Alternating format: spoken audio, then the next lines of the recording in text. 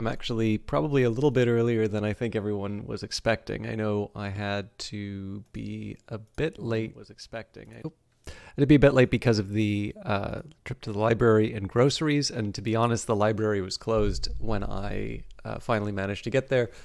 But we'll do our best. I'm doing my best to try and announce when I'm going to be late on something, and to try and be realistic in terms of the time that it takes me.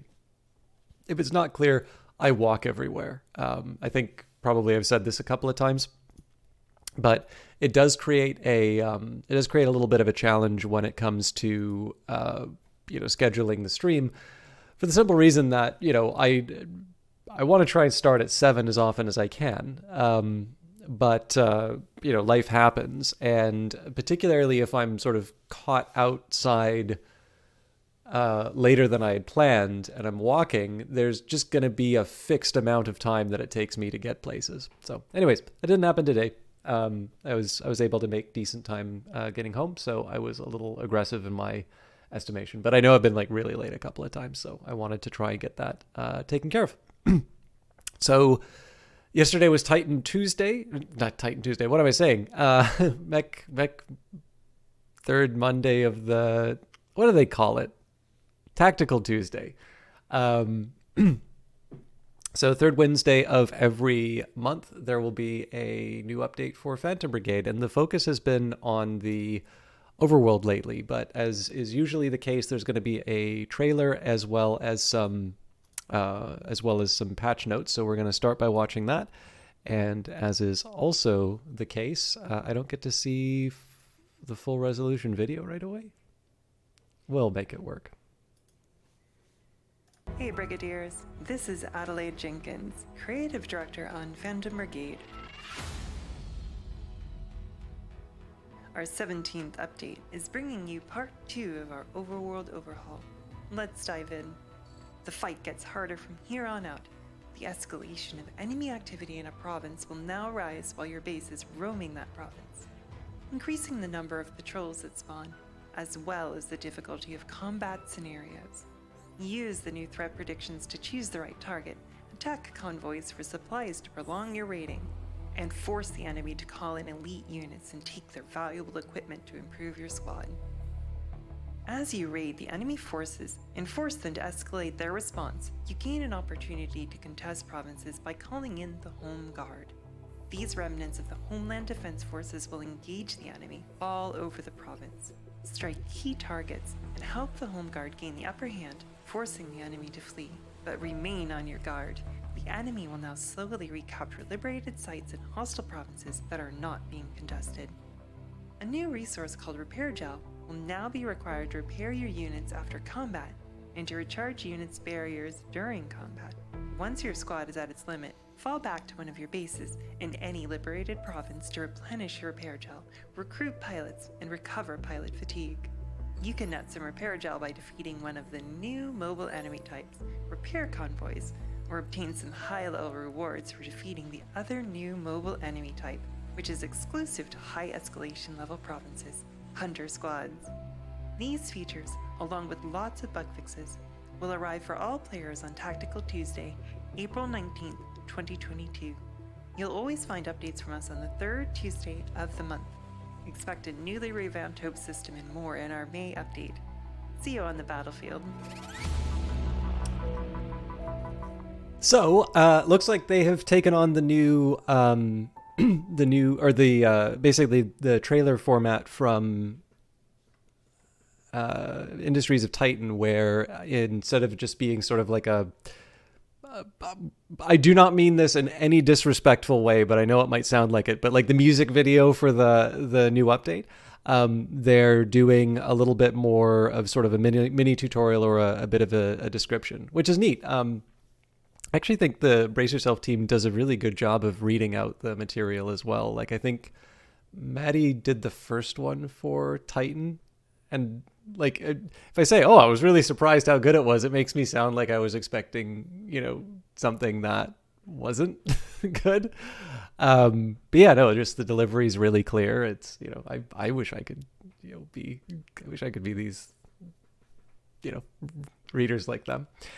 But with that in mind, I'm going to be going into the patch notes, but it's also been a couple minutes since I started, so now is not a bad time to mention that in addition to just thinking that Brace Yourself games are the bee's knees and liking Canadian game developers, most Canadian game developers, there's a couple who are a little wacky, but they have very kindly given me a copy of Phantom Brigade as well as Industries of Titan for promotional purposes. So it's definitely been a very long time with Phantom Brigade. It certainly doesn't feel like it's been long. It's been very enjoyable.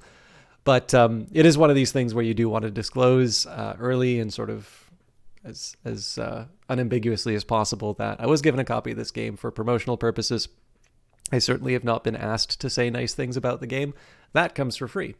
But I am a very big fan of Brace Yourself games. I think they make very interesting games that are fun to play. But I do keep saying it, and I know somebody took this kind of personally on Steam. I think it was just because they wanted to cause trouble or whatever. But I really do mean it, that like one of the big features of this has been to interact with the developers over the course of the development of the game. If you go to the Discord, they've been very active. I do every once in a while see some comments that are not always the most charitable to the game. And I certainly don't have any illusions that this game is still being worked on. But I think one of the biggest ones is that this is like, I can't really do anything about the game based on the comments. But obviously a well-phrased bit of feedback is one of those things that, particularly in an early access game, really is one of these cases where you can see a game improve as a result of you describing the experience that you had. I was debating about doing a little blog post on it because oddly enough, I've gotten feedback on my feedback, and it's tricky, right? Because just because one person really liked that doesn't necessarily mean that applies in general. But I also think that I think as a whole, we've kind of lost our ability, or maybe we've lost the feeling that we need to persuade people, and that, to a certain extent, is probably the best way that you can get your changes implemented, right? So what I mean by that is, I will get to the patch notes, but I actually thought that this might be I'll do the first draft as improv on stream. So you can think of the number of times that you will see. Actually, I had an experience from a streamer who I really like, and this definitely does not reflect on them because it was more their audience. Although they were like just on the borderline of it. But like, how many times have you seen a game? I won't mention the game just so you don't know the streamer, but a number of times that you've seen a game and either you have said or someone in the group, whether it's a Twitter comments or, YouTube video or whatever, something along the lines of lazy devs. Now, I'm not really in games. I have helped out with, kind of on the fringes on a couple of things, but nothing that even remotely qualifies as being like in the business. I have had the great pleasure of being able to interact with a number of game developers. And then I do have a little bit of that experience of making films, which, at least in the sense of the fact that it's a project that's kind of designed to fool everyone and make it like, if you watch a science fiction television show, you kind of have to believe that it's in space. But of course, it's not in space. And so if people have done their job right, they've convinced you that a world exists that it doesn't. And if they failed, that it pulls you out. So basically there's a whole bunch of, like, it's a job, I think to a certain extent, games also have this, where they're sort of like trying to dupe you and lie to you, right?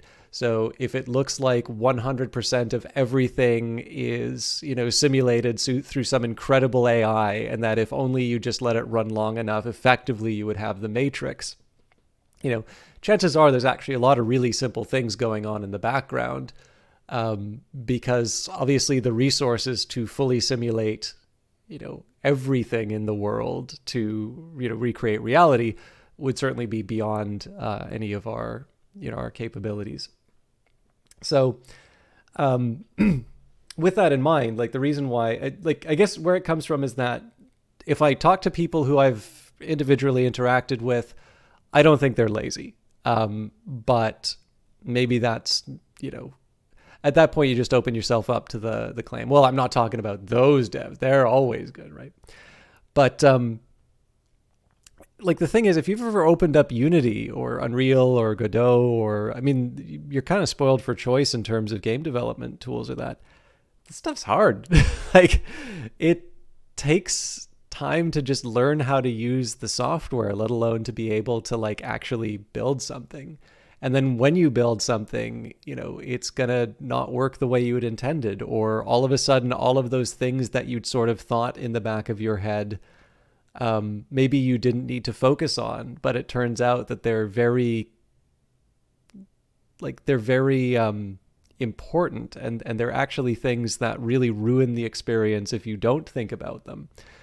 All of those things, once you actually have to start making something, come up, and the lack of dealing with them is felt in the play experience.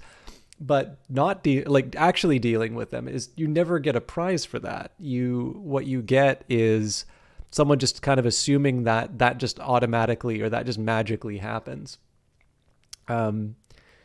So the reason why I'm starting with the lazy dev example is that, nobody wants to think of themselves as the lazy dev guy, right? You see that comment a lot, but nobody kind of wants to take ownership of it once it gets challenged. But you can kind of see how that sort of thinking can kind of creep in.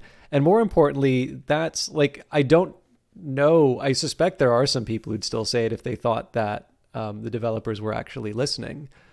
But I just don't see how you try and persuade someone out of that. And I don't necessarily think that that's what those comments are intended to do. I think, this is definitely a tendency I need to avoid on streaming a lot. And again, I'm sorry, this isn't going to be related to feedback. It's actually going to specifically deal with these little metal arms here.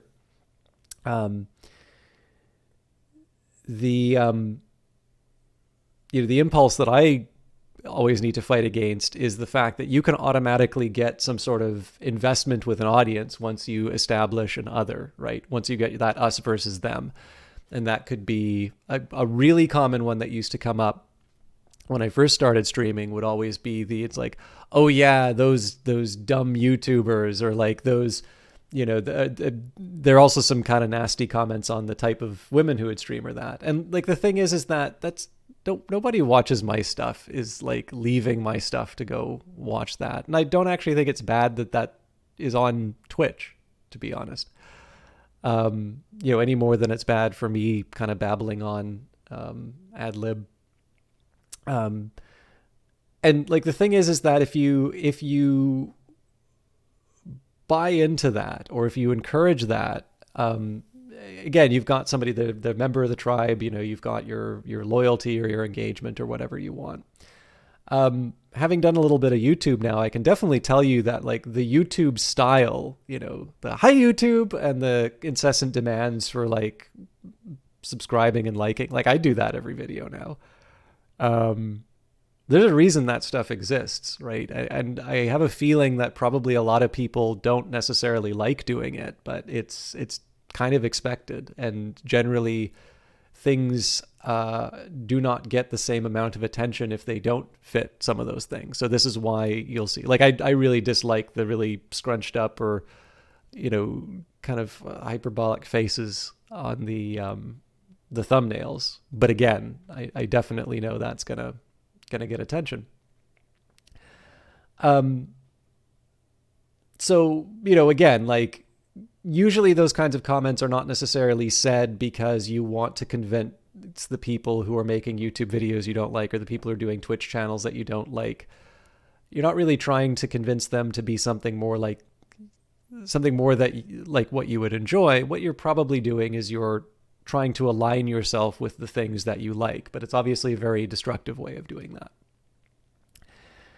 And again, like where this comes back to is it comes back to the question of persuasion, because in the end, when it comes to things like Brace Yourself games, on top of the fact that, Brace Yourself has put a lot of effort into maintaining a really enjoyable community. And the last thing I would want to see would be people's feedback kind of coming in with maybe a harder edge than it really needs. Because I remember Kit Fox, I think, released something, and they had pushed it to the Dwarf Fortress group as well. And apparently just the Dwarf Fortress people were... not the developers. The developers, from what I understand, get along very well with Kit Fox. But there's some people who are interested in Dwarf Fortress who just got like really mean about the related material, which, I suppose you can express displeasure, but maybe not be rude about it. But anyways, the thing is that the reason why I want to take the time on this is that I'm sure good developers or, people of a certain temperament are going to be able to extract what's useful out of poorly formatted feedback, to use a diplomatic term, and make the game better. But I think for the most part, this to me seems like a very big waste. So not only are you now dealing with somebody potentially having sort of an emotional response to the feedback. Like, so if somebody calls you lazy and you've been just like I see the times at which these builds are being made. We will actually check on this. And I'm pretty sure there's some people putting in a little, well, maybe it's automated or that. But anyway, it's, the hours seem a little interesting, let's say. So, and I suspect that probably it's, there's definitely a lot of love being put into the game. And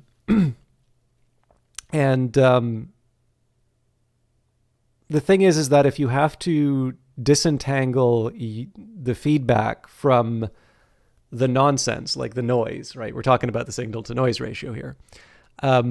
It means that resources that could have been put towards making the game better are spent deciphering this really poorly formatted feedback.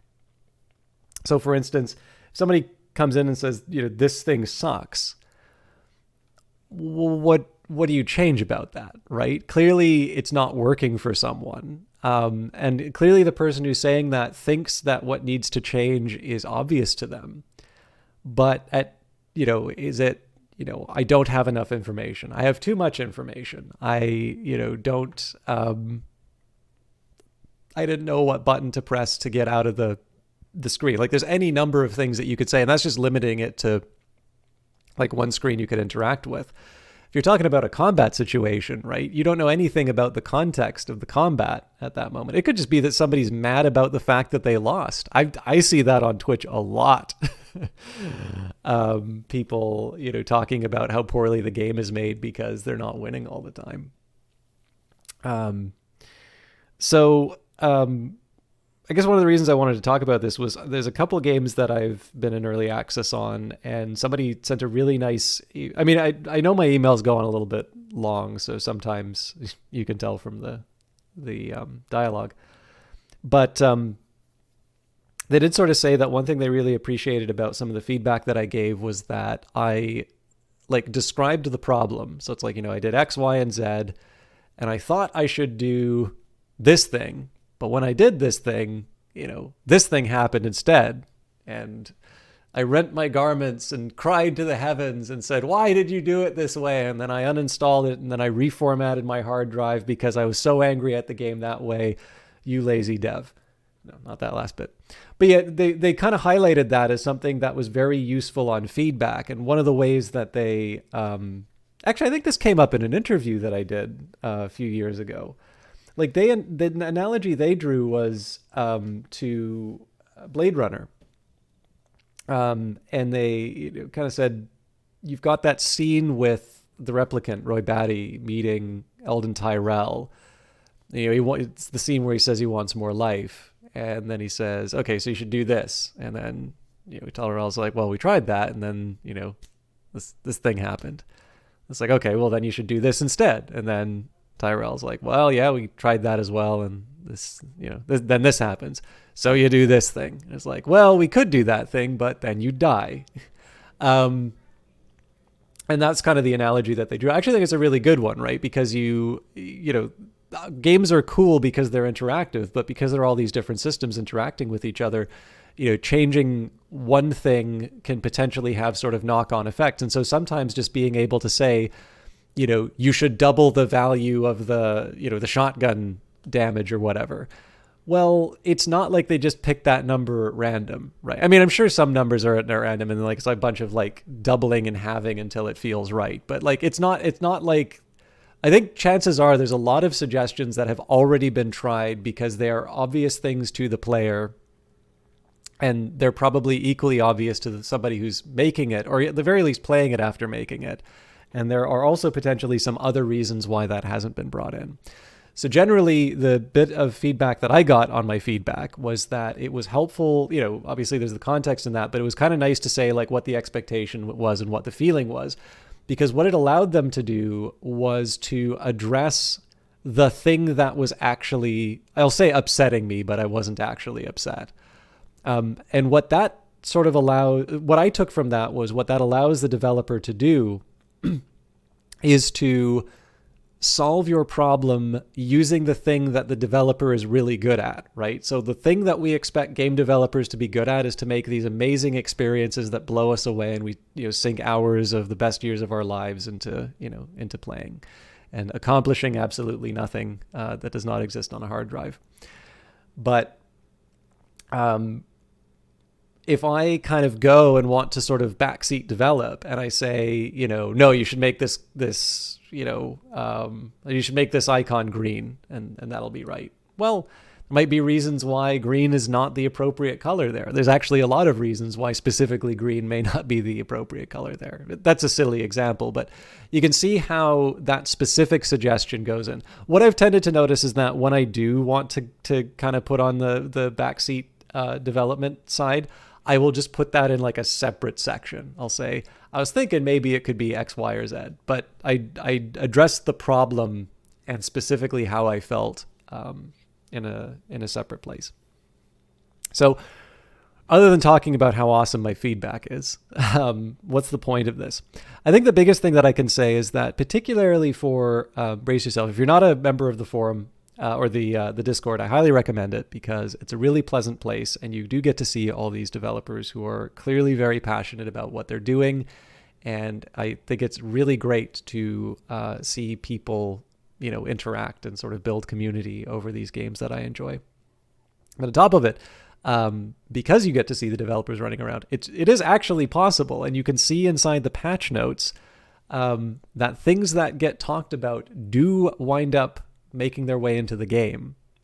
And so I suppose if you consider the question of like, how would you like to see the stuff that bothers you changed? I think the biggest thing that I could say would be think about how you would try and, again, persuade someone. How would you make the case? And the heavy contrast, of course, is the lazy dev comment. But it also just kind of comes down to even if you just present down that single idea that would change. Again, there's nothing inherently wrong with that. But if you say, change the icon to green, well, the thing is that if there's a reason why that icon can't be green that's unrelated to the problem you're having, then it's either back to the drawing board for you, or again, the development team is spending time sort of trying to parse out what the underlying problem was. Whereas if you say, I actually could not figure out what button I needed to press to get out of that screen, maybe you could make it green. Well, in that case, now they've been given the tools that they need to fix it. So it's like, okay, we can't make it green. Ryan was bullied by green as a child. And, if we put it in this game, he's going to fire all of us. Ignore the release. You're still going to see a bunch of people who are really good at what they do try and solve your problem. Specifically because you've given them sort of the key to identifying that. So anyways, part of that was based off the fact that I every once in a while I'll see comments on the game, and I'm really not sure what to do with them because they're not ones that I would personally feel very comfortable passing along. But I do like that people are engaged enough to be able to talk about the game. And so I suppose I figured I would try and talk a little bit about, I guess I'd talk a little bit about at least how I've found feedback has been most effectively delivered. Okay, patch notes. Phantom Brigade, patch highlights: Brave New World, a whole new system for liberating provinces, on the mend, a brand new resource for repairing mechs and barriers, and more. Phantom Brigade is in early access, which means that we are actively updating and adding new content based on our roadmap and your wonderful feedback. You can expect the next Tactical Tuesday update on May 17th, 2022 at 11 a.m. See the full patch notes below. Changes in 0810B3698, ask for it by name. And the little metal arm indicates changes due to community feedback. A big thanks again to our experimental players. Your feedback was essential in balancing this update, and we are very grateful for your support. World reset. Due to changes in the Overworld, saves from 17 will be upgraded to the new Overworld. Inventory supplies, base upgrades, pilots, and units will be maintained. The mobile base will be moved back to the tutorial province. Any fully captured provinces will remain captured. Partially captured provinces will be reverted to the enemy, and every entity will be hostile again. Hope removed entirely. It will be back later. Any ongoing Overworld actions, except for workshop builds, will be cancelled. It's possible that other issues may occur if loading a save from version older than 17. I think that might mean the hidden caches that we were going to check out are probably gone.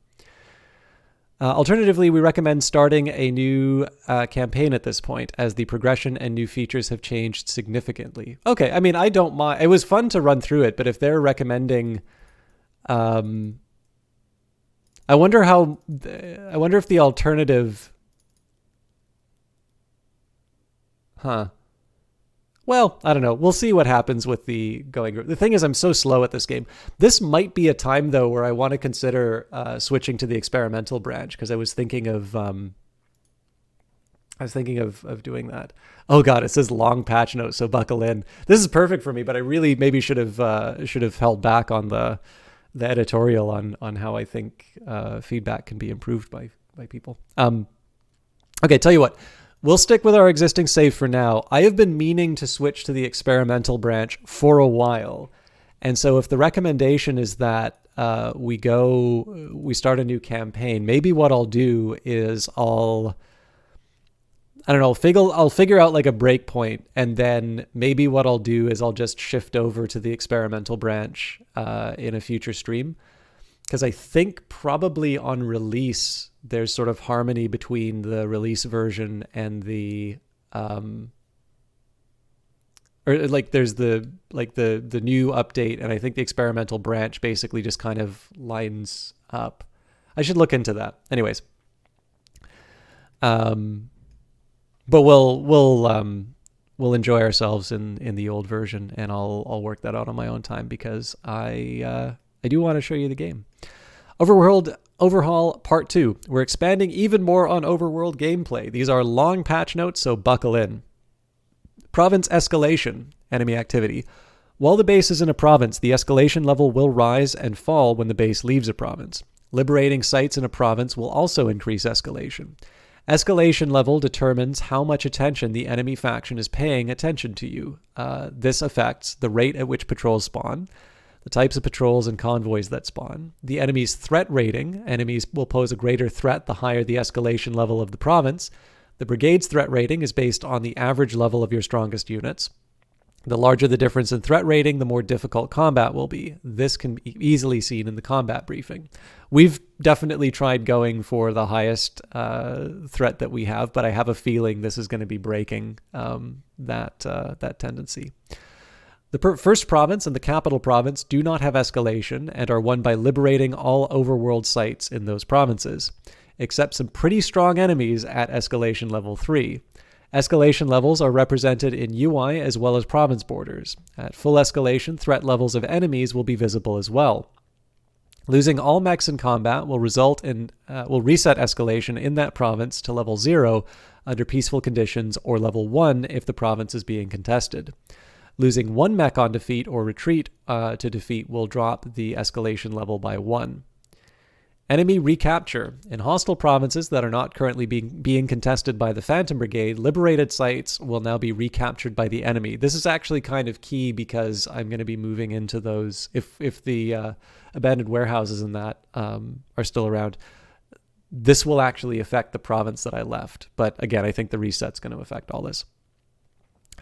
Enemy recapture. In hostile provinces that are not currently being contested by the Phantom Brigade, liberated sites will now be recaptured by the enemy. After liberation, eventually a timer will start and begin counting down. You can't prevent recapture of liberated sites. The smartest move is to contest the province and push the enemy out entirely. Contesting provinces. Provinces are no longer liberated by hope. Don't worry, hope will be back next update, completely revamped. Instead, if a province reaches escalation level 1, you can choose to contest the province to unite with the Home Guard and push the enemy back.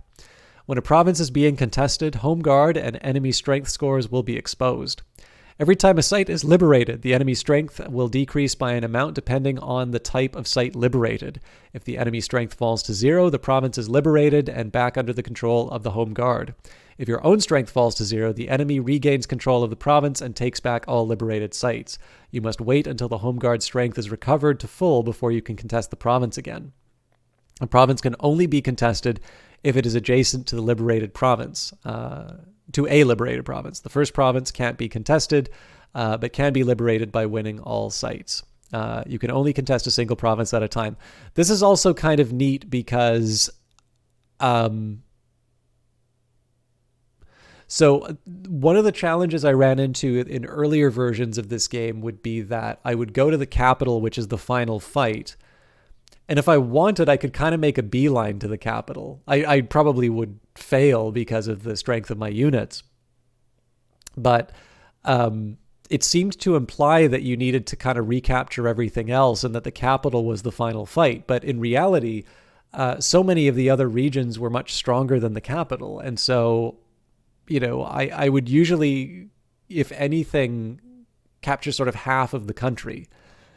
Now, I don't think this gets around that, but I definitely think the idea of sort of like hopping to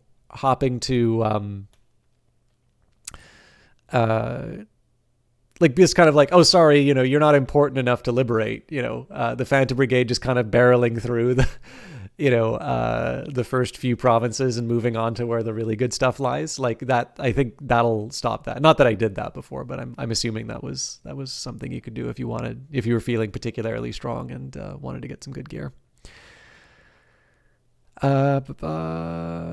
Objectives and battle sites. Battle sites are special sites where the Home Guard will lose the battle unless the Phantom Brigade steps in to help out. The Phantom Brigade has command access to 3 Home Guard tanks for the duration of battle site combat. These are timed site, and if the site isn't won in time, the Home Guard strength will decrease. Even if you win, this will not damage the enemy's strength, but it's vital to resolve them in order to keep the Home Guard strength high. Objectives are special targets that, if taken out, will damage the enemy's strength by a significant amount, more than regular sites. However, they are also much harder to win, so be careful. In the screenshot below, there's a battle site to the left and an objective to the right. I think that's the objective? Yeah. They're also displayed on the strength score UI as icons that can be clicked on to center the site in the overworld view.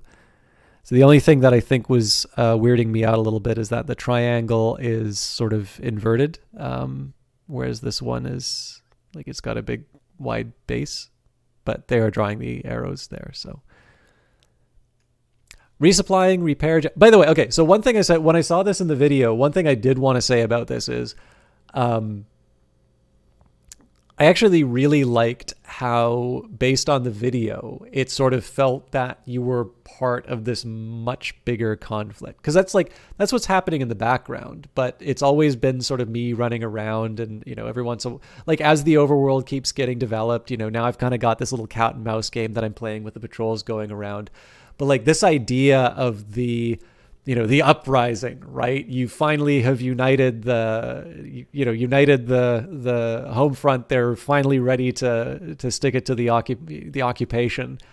And taking this role, particularly the Phantom Brigade are here, we're saved moment. I'm really excited to see how this all plays out. So still haven't lost the movie, kind of the movie playing in the background. Resupply. Did I get that right? Yeah. Resupplying repair gel and pilot recruitment. Mech repairs are no longer unlimited and require repair gel. This is bad for me. When you exit combat, your unit repairs will automatically subtract some repair gel from your pool, shown on the lower left-hand side of the Overworld HUD, and then repair as time passes on the Overworld. By the way, I hope at somewhere buried in the voice lines is pilots are reminded not to swim in the repair gel pool. I know it's not an actual pool. I just really want to believe that there is one. If you run out of repair gel, you will no longer be able to repair your units. If you would like to conserve repair gel, you can pause repairs of specific units by clicking in the bottom left roster UI. This actually would be a good motivation for me to have a little more diversity in my the number of mechs that I have, because this would, if we're out of repair gel, I can at least sort of throw some of my alternative bodies at it. Repair gel in battle. Your barrier units will take a tank of repair gel into battle with them. Barrier recharges will drain your tank. When your tank is empty, your barrier no longer recharges in combat. Your units have enough gel to recharge their barriers only a few times. This applies to enemy units as well, so when facing barrier units, try to exhaust their resources. Now, this is kind of interesting because I've never personally been a fan of the really big, the high barrier, low structure shields, but this feels like a really big nerf to them. I can see why, because it can feel kind of futile if you're up against a really strong enemy with a good barrier shield. Like, you're just not gonna punch through that thing.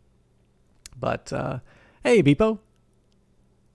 Sorry, I don't recall. Have you seen Phantom Brigade before? If you haven't, you are in for a treat, because I've been going for about half an hour now, and I had a really long diatribe about feedback, which I don't know if anybody heard or cared about, but this is an update to Phantom Brigade, which is a very cool game, and this is a nice meaty update.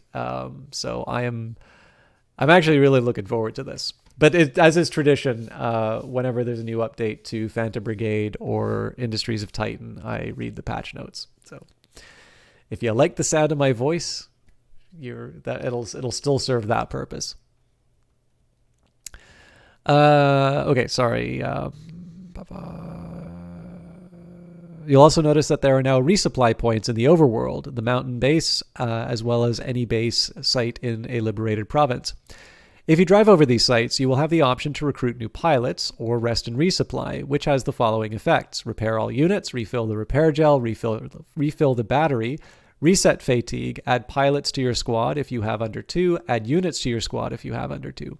Now, I'm curious if the reset fatigue, if this is now the only way that people can get rest, because that's definitely suggested in the trailer. Like the original trailer where they're talking is like, oh, can we get some rest now? No, we have more sites to liberate. And the music swells up. Riley Kenning, by the way. I don't know if I pronounced his last name correctly, but very good composer. And the Phantom Brigade logo comes up, and I get very excited, and I send an email saying, please send. Thank you, Beepo. I would happily shout out if. Let me know when there's more bodies, and I can put it in. Do the proper shout out command.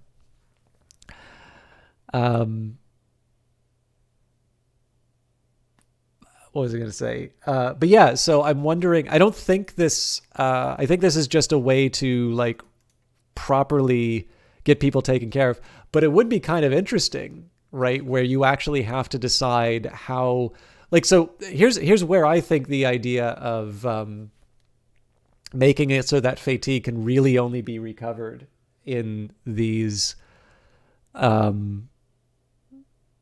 areas. This gives you this kind of dilemma where, like, you're liberating the region. You know, you're just on the verge of victory, but you've already been pushing the brigade to the limit. So, do you put people who are potentially going to get knocked out more easily? Do you try and push it over the line, or do you hope the home guard can sort of hold out for a bit longer while you rest and resupply? I'm sure there's probably already some of that already inside of this, but this is where like the harder, if they were to say reset fatigue, I suspect it would be setting that moment up, and I would complain about it in the moment, but it would actually feel pretty cool. But we'll see how it works. I suspect here this is just you can fully reset it as opposed to just let it naturally move down as you go through the region. Because I suspect what's going to happen is we're going to be running from site to site as we're reclaiming things anyway. So, emergency retreat. Instead of always retreating back to Felheim, retreat will now take you to the closest liberated province base. The amount of time you spend retreating is dependent on how far you were from the base when you initiated retreat. Retreat button is available whenever the base is in hostile territory, and there is a resupply point somewhere on the map. Note that retreating no longer automatically gives you additional units or pilots. You must choose to rest and resupply from the UI in order to regain your resources. All right. New post-combat UI. The salvage screen now has a new UI. This explains. Changes in escalation due to the combat outcome. Changes to strength on both the Phantom Brigade and enemy sides due to the combat outcome. Victory squad extracted early. All objectives complete. Congratulations, you now have control of the site and may see hope rise in the region. Of course, hope won't rise under the current patch, but that will happen in the future. Enemy weakened by 15 and escalation. Okay, I was wondering if the changes were related to like the scrap and all of that, but I guess not. Okay, other changes. As we were talking about, the little metal arm is an example of something that was added from community feedback. Each Overworld site now has a unique illustration when selected to help differentiate between all the different types of sites. All Overworld sites now have adorable new models to help distinguish them. They look like actual maps. Mechs now have idle animations in the briefing menu, added new pre-combat, defeat, and liberation events. New types of mobile enemies, repair convoy. Attacking and winning this convoy will net you some repair resources without having to return to safety. Hunter Squad only spawns at the highest escalation level. These patrol squads have increased detection range and are incredibly strong, but will net you some hefty rewards should you take them on. Added extra UI elements to selected patrols or convoys that indicate when their position data is expired and they are no longer at the last viewed location. Reordered the socket list in unit editing so that their arms come before parts. Sorry, let's say that again. Reordered the socket list in unit editing so that arms come before parts. This will probably make sense when I see it. Readjusted where and how events can occur depending on the state of the province. All movement modes are now unlocked at the start of the campaign. The number of max pilots is now 8. Increase the chance of higher rarity loot drops by 10% across the board. Workshop now produces equipment plus 2 levels above the last captured province, which will hopefully make workshopping gear useful again, instead of being a downgrade or similar level to current equipment. This will probably mean I use the workshop quite a bit more. Added a tutorial event explaining escalation and contesting provinces. Occurs the first time you leave Headmark, the starting tutorial province, so we may not see this. And added a nice color glow behind events. And for those playing on experimental, analytics opt-out. We've made changes to how we collect data from the game. We use analytics to make decisions on how to best balance and further develop the game. We do not collect any personal information in our analytics, only what happens within the game, i.e. popular graphic settings, narrative events encountered, battle data, etc. To opt out, enter the game menu under settings and disable analytics. Maybe. We'll see when I get into the menu. I will just say, as somebody who really likes working with data, please don't turn this off.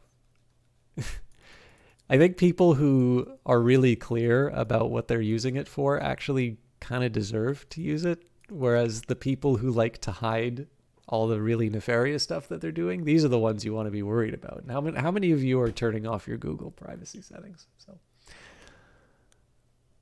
well, that's the challenge. People, I believe I believe both interpretations would be valid, just because of if they're talking about the screen I'm thinking of, you can actually be talking about limbs as well as armaments. Well, again, we'll see. This is definitely one of these things where as soon as I see it, I'll know it. So, Added audio to the new Overworld UI, such as Contest Province, changing escalation levels, pilot unit roster, and repair and resupply. Contesting provinces, changing escalation levels, repair and resupply, new battle sites and objectives appearing on the map. Added musical stingers to province capture outcomes, and updated the roadmap. Finally, fixed pause menu now actually pauses the game if open during the tutorial. Retreat zones no longer overlap with the edges of certain maps. Fixed actions being allowed to overlap on the timeline. Holograms now accurately predict the directions units will face at the end of their movement. Fixed autosaves not occurring after combat with a patrol squad. Fixed the unit pose not being refreshed if exiting unit editing with escape. Fixed a bunch of typos in various events. Units are now pre-selected in briefing after starting a new game with tutorial. Fixed salvage menu model preview not clearing when leaving the salvage menu. Fixed thruster effects and weapon trail persisting when a melee equipped arm is destroyed mid-attack. Fixed an issue where comparing beam weapons equipped doesn't change to compared. Fixed a visual issue when an arm is removed from a unit while it's holding a weapon. Cluster missile launchers no longer spray missiles sideways. Tab buttons above timeline refresh in more cases and don't go stale, broken, unsorted when units die or arrive. A unit firing a beam weapon no longer has its weapon VFX visible indefinitely if concussed while firing. Disengage from the first tutorial, but patrol is now possible. Fixed an exception. Fixed time scrubbing sound effects on the combat timeline. Adjusted the volume of combat outcome stingers. And for those playing on experimental, muted tank rotation sounds which continue to play over multiple turns. Fixed an issue where multiple objectives spawn with a single objective marker while contesting a province. Okay. I am excited.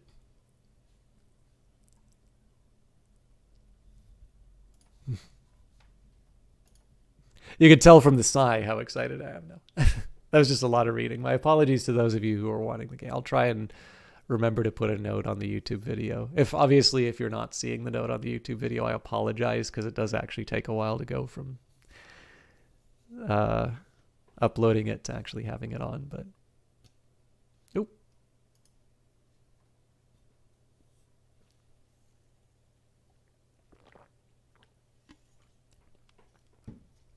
I promise it's opening. I think it's maybe the analytics stuff.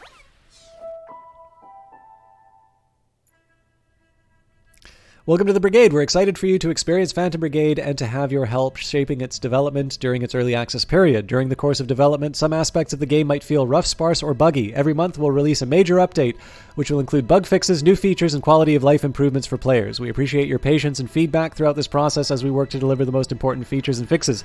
From the main menu, check out our early access roadmap to see what's coming next for Phantom Brigade, and reach out to us via the Brace Yourself Games Discord community or read the latest patch notes for the latest changes and known issues. Thank you for joining us on this journey. I was so close. A very small percentage of people may experience a seizure when exposed to certain visual images, including flashing lights or visual patterns. These seizures may have a variety of symptoms, including lightheadedness, altered vision, eye or face twitching, jerking or shaking of arms or legs, disorientation, confusion, or momentary loss of awareness. Immediately stop playing and consult a doctor if you experience any of these symptoms. If you or any of your relatives have a history of seizures or epilepsy, it is recommended that you consult a doctor before playing. Powered by Wise. And here we go. We've got Phantom Brigade. So almost 9 o'clock when the build was made, so I guess not that late.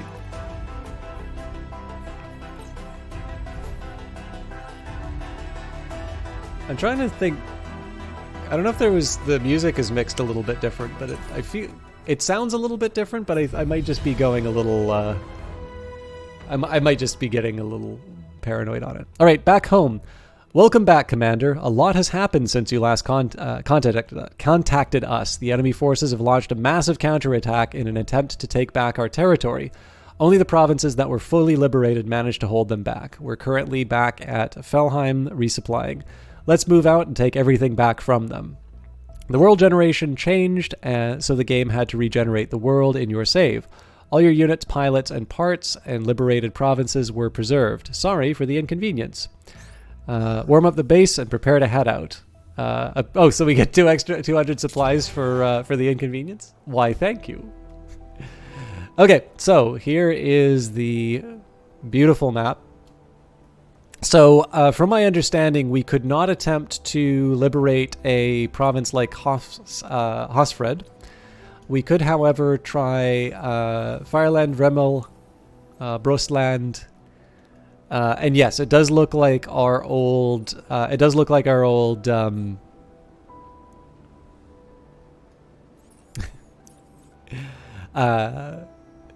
hope you're not affected by it. This game definitely has got a very distinct visual style, so I would take the seizure warning seriously if that's a concern. But I think that's just a joke you're making.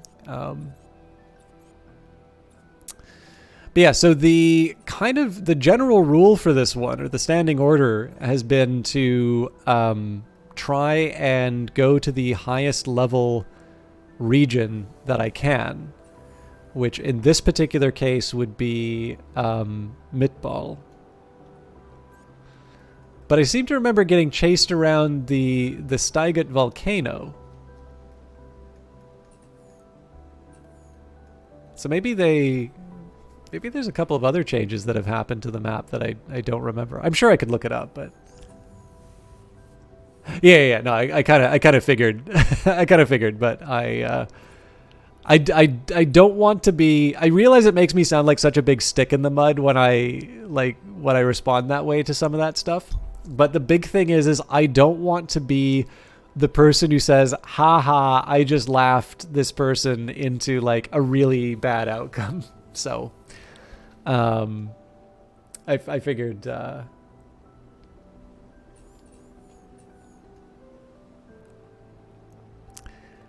I figure at the very least I can feel like an idiot afterwards, and make sure everyone's okay. It's just kind of the balance of the risks.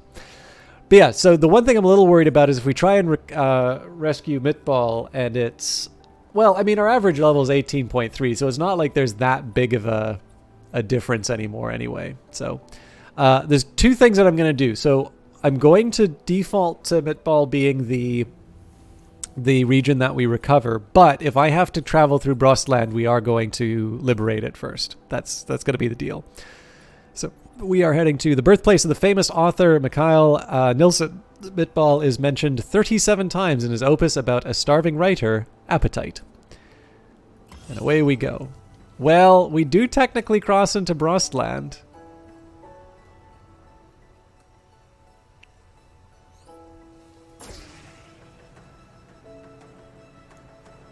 So we're going to be jumping between overdrive and and cruise for a bit, I think.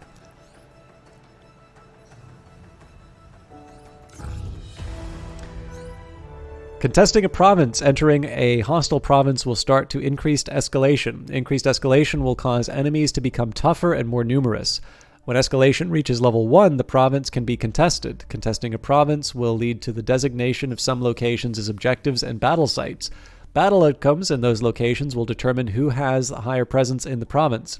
When invaders or the home army loses all presence in the province returns to a peaceful state with the victor retaining control of the province.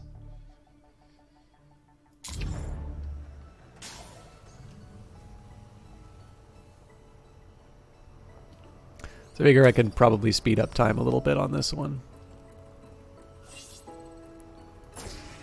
I guess the thing is, like, if Brostland's like level 8, I don't feel like we're going to have, like, I just feel like it's going to be a bunch of stomps. That's the one thing that weirds me out a little bit with the idea of, like, trying to take out the capital district when, or like the idea that all of the other provinces, I mean, it could just be the neighboring ones that they're talking about, but even then, those aren't necessarily as... not this muck again. One of your pilots slams their fist on the radio. They've always got such a cheerful spin on invasion. I think it should be the invasion. Another pilot frowns, leaning in. Hey, how does this draw sound clearer than it usually does? Do you think that we might be close to the source? I always thought they must be circulating the broadcast through a local tower, since there's no way it would reach us otherwise. I can look for radio waves specifically, a mechanic pipes up from the screen. Just give me a second. Triangulate the source.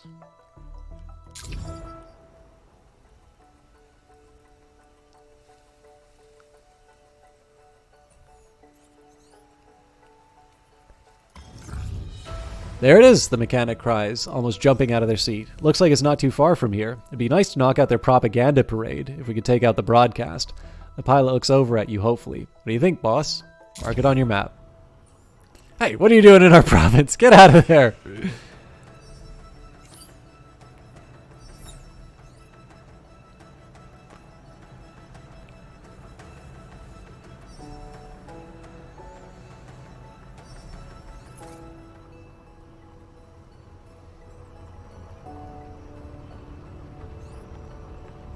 So if I'd been thinking, I would have gone to stealth at this point, but I don't know if this thing's going to spawn. I don't think this thing will spawn responses. It's a liberated region, so. Tower defense. You approach the radio tower, and the signal only gets louder on the radio. This is it! This is the spot, the mechanic yells. Looks like you might have company, though. I guess they really want to make sure they can drip poison in people's ears, one of your pilots sneers. Come on, boss. Can we take them out? Show them that what we think of their lies? If you take out the mechs, you'll be able to get in there and take the radio off the air, your mechanic tells you. They look eager for the opportunity. Suit up, fight the mechs, so your mechanic can get to the tower. We shouldn't take out the tower, we should repurpose it to our own our own uses. Okay, destruction. Attack the enemy location and eliminate key structures. A tactical approach and a carefully considered loadout will determine your success.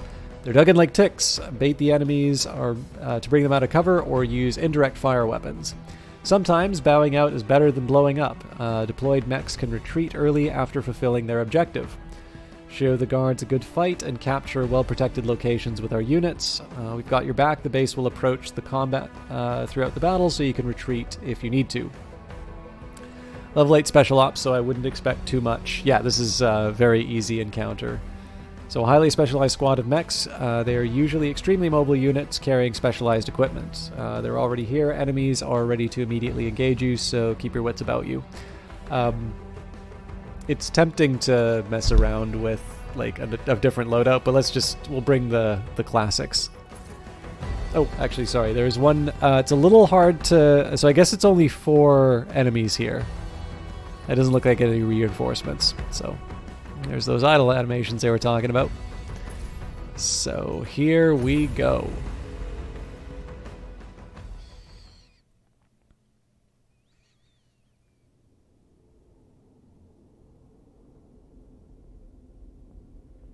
Look at all those cars I'm going to step on.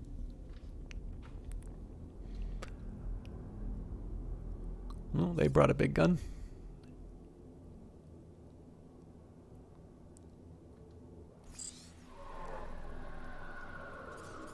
It's actually a little closer than I was expecting. Decelerating. Let's flank and finish them off. Okay, so first thing I want to do is see if anybody's attacking. Okay, so there is somebody attacking the melee unit, but the melee unit is in a great position to take cover.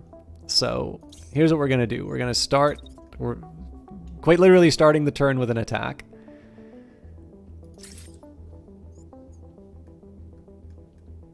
Yeah, so now the challenge here is that this is going to chew through the building, so I'd actually like to get as much distance between, not distance, but I'd like to actually get a bit more. I'd like to get a little bit more between me and that cannon. So I'm actually going to run around the edge.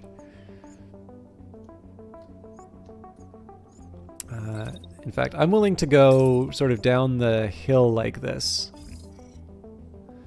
There might be an argument to sort of use the jet, but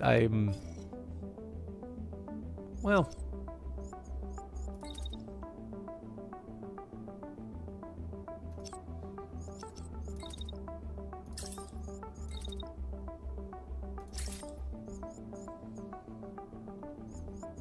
I don't know if that really got me that much more, but yeah. So the idea here is we'll get a hit in on the machine gunner. There's a couple things that I wish were different. Like if we could attack them from a side that wasn't their shield, that would be ideal. But in this case here, this is really more about protecting protecting the melee unit. The other thing that would be nice too, of course, would be to try and... Oh, actually, now that I'm thinking of it, there is one other alternative I have, which might actually even be more attractive.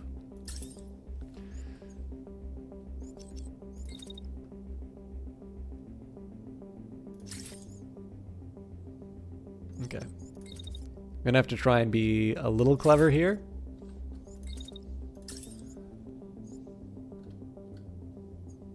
Yeah. Okay.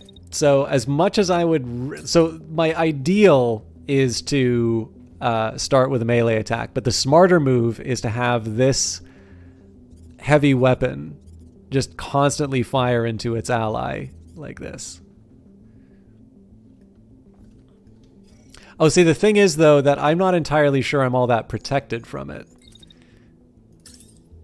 Yeah, so that would count as a hit on me. Nope, so we're gonna do it the old way.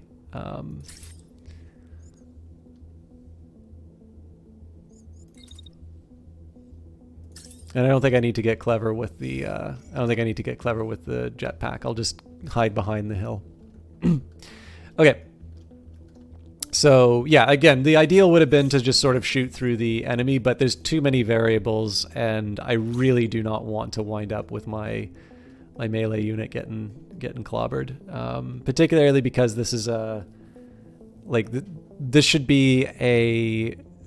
be the sort of thing that like kills my repair resources. I want to be kind of careful in terms of how I'm approaching some of this.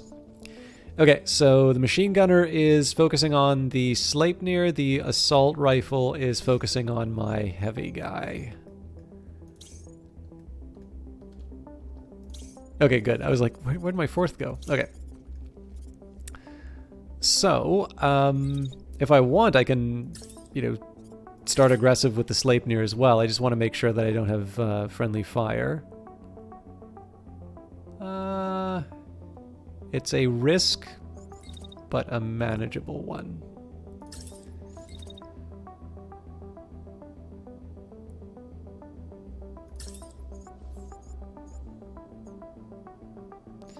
So I have to kind of manage my distances a little carefully. I'm trying to make sure that I don't have any kind of collision with these guys, but I would like to be able to put the hurt on enemy units. Okay. Short range it is.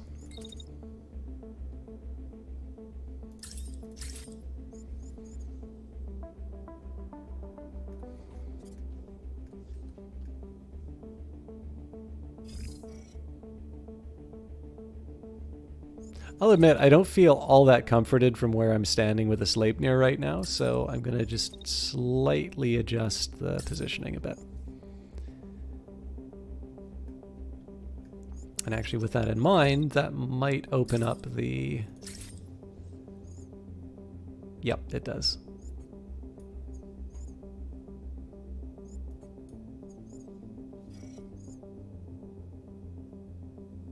So that'll give me a chance to focus on... I just need to take out one of the arms on that thing, and it's not going to bother us anymore. Okay, so the next unit that's threatened is my... It's Tango with the... from the assault rifle. Now, I do have the shield, but the thing is that if I can get this unit into a position where they're not as threatened... I'm able to translate this turn, instead of sort of trying to escape, I'm able to deliver some damage. So the start of this is not going to be that Actually, yeah, it looks like I am shooting past the enemy. Okay, good. So Oh, I didn't anticipate the second attack. Okay, that makes life a little more inconvenient. Well, it is kind of out of the range of the more threatening attack, but... see what I can do. Yeah, so that attack comes like right at the end. Huh.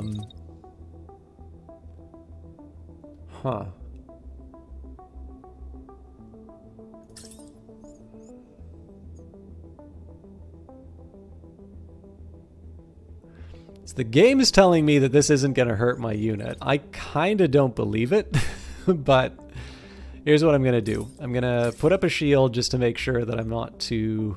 Like, so if I do wind up with a unit sort of directing its attention, it'll minimize it.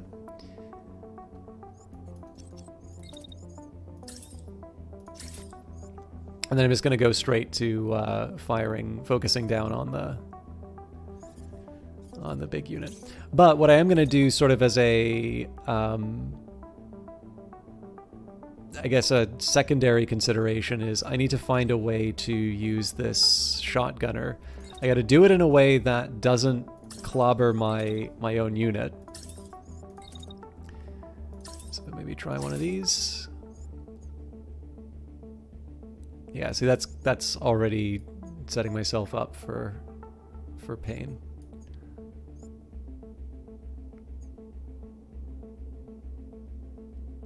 Okay.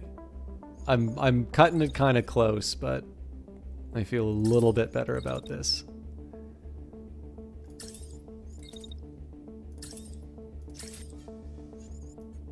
That's a lot of heat. Well, it's the best I can do in the circumstances. Okay. I will start with slow-mo on this just because I'm doing a melee attack. You're kind of obligated to show the blades in slow-mo.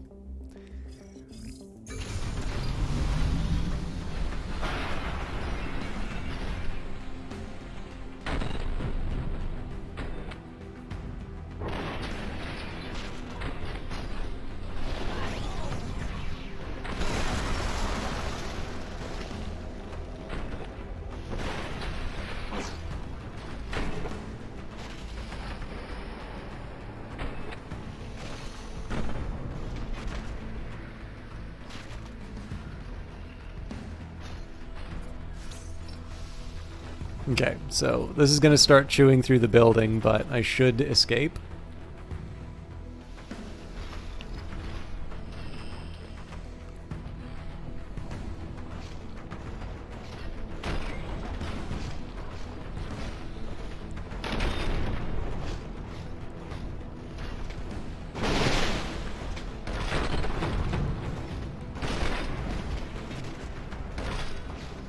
So I'm a little curious how this one turns out.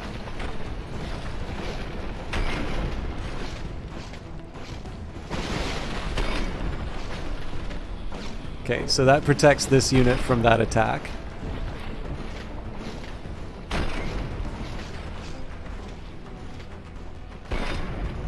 Okay, so I am getting tagged by the gun, it looks like.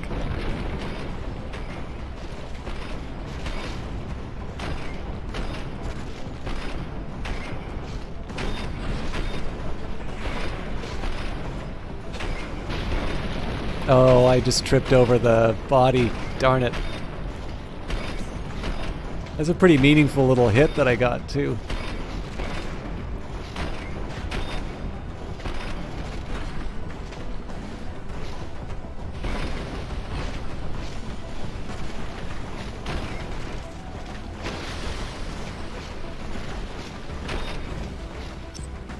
Okay, so, good news and bad news. Oh, yeah. So this is going to be... the Sleipnir's actually in quite a bit of difficulty. Good news, though, is the machine gunner's actually just directing its shield. So I can feel a bit safer. So what I'm going to do is I'm going to get some range, and as soon as I can, we will open fire on the big guy. So just to give you an idea of one of the reasons why I wanted to move this melee unit way the heck away. So that's one turn after that heavy weapon. So I guess the little bit of good news is that it didn't completely go through it, but I've definitely lost an unnecessary amount of health to those shenanigans. Okay, so it looks like this unit's going to be causing some damage. Now it is at the end of their kind of effective range, so I may I may get off light, but it looks like they're going to turn their attention on this guy now. So what I'm going to do is I'm going to wait out the rest of my shot, because I do some decent concussive damage. I think what I'll do is I will direct myself. First of all, I want to get out of the most immediate danger zone, and then I want to try and set myself. Ooh, yeah. These angles are not really working in my favor.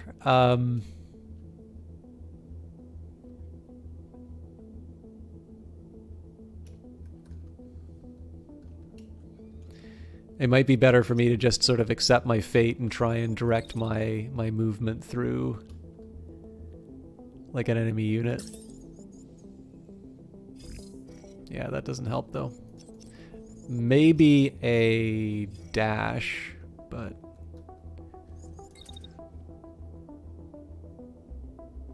I don't know. I think what I'm going to do here is I'll set myself up in this position. And I think I'm just going to batten down the hatches. So essentially what I'm relying on is for whatever's left of this building to act as sufficient cover. And like, let's be clear, this thing is falling apart. I'm kind of banking on this thing holding up long enough for me to be able to deal with this enemy unit. So eventually the Sleipnir is going to come in and contribute to the fight. But what are the rest of my guys going to be doing? So this unit's directing its attention to my... Okay, so I know how I'm going to do this.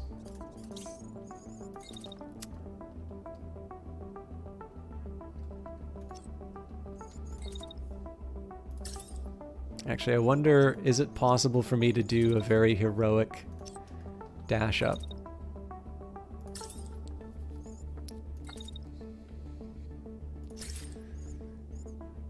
Oh, hell yes it is.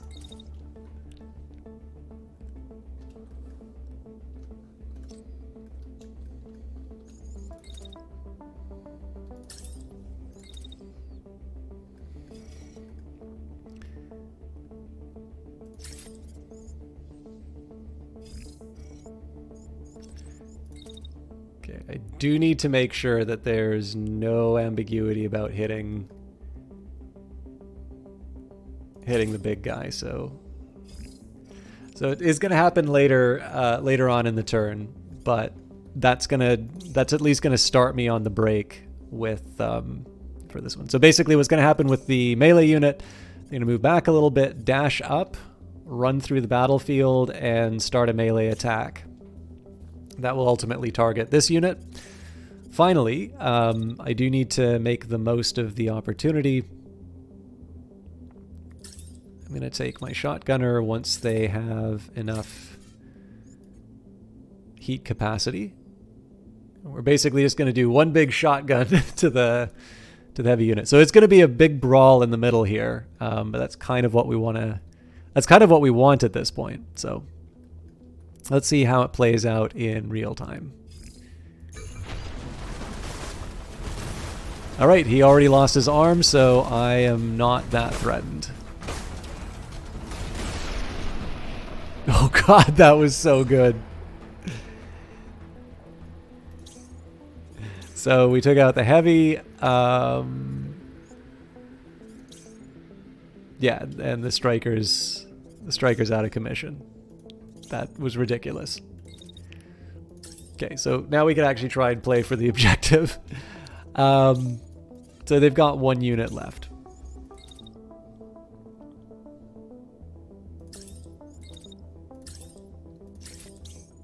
It's a unit that's probably going to be able to attack me, so I want to prepare, but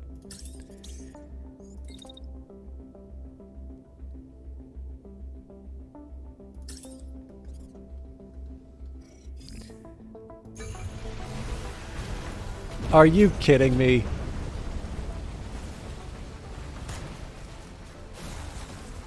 Okay, so we just won this.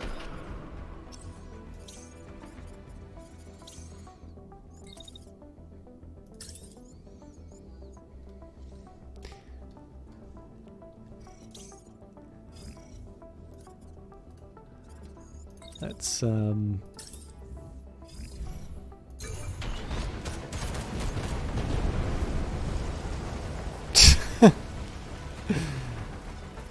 You'll get it eventually. I don't know. I see you. Oh, hey, sorry, it was Starbright. I thought you were Beepo. How you doing, Starbright?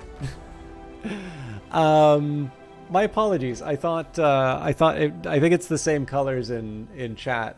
So I took it as I acknowledged it, but I didn't realize it was you. It's good to see you. How you doing?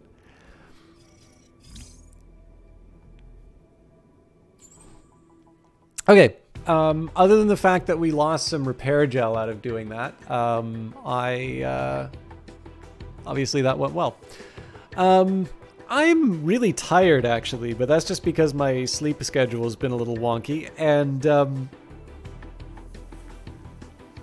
I did a job interview. Well, like as a test for a job interview, and I'll admit I felt that I was prepared for it, but definitely the questions were quite a bit more difficult than I was expecting. So I'm not feeling like, you know, a gift from the heavens to the job that I want to do. But I will admit it's better than the last time I did a technical interview, which was really embarrassing. Like that, I should have done much better than I did. And I sort of knew I screwed it up in the moment. This one I don't quite feel that way, but I definitely still feel. I definitely feel like so I thought I prepared quite well for it, but the difficulty was considerably higher, and on a type of question which I tend to get in my own head on a lot. And so it's one of these ones where I know if I gave into my worst impulses, I probably sort of unnecessarily burdened some of my answers with stuff I shouldn't have. But I mean, there's a reason they do those tests, right? It is kind of to decide whether or not I'm capable of doing the job, and there's no benefit in me taking a position that I'm not qualified for. So I will cross my fingers and hope I did well. And I'm scrapping everything here just because this is such a low level that I don't see this as helping us. So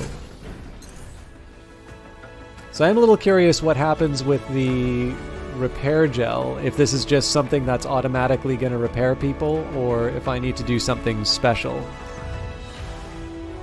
While your pilots settle down from a battle well fought, your mechanic goes in to take the radio off the air. They return a little while later with a grin on their face. We won't be hearing from them again in a hurry, they'll tell you. Hopefully this will be a nice hit to their morale. Okay, so it does look like the repairs are automatic, but yeah, I did have to give up some repair gel.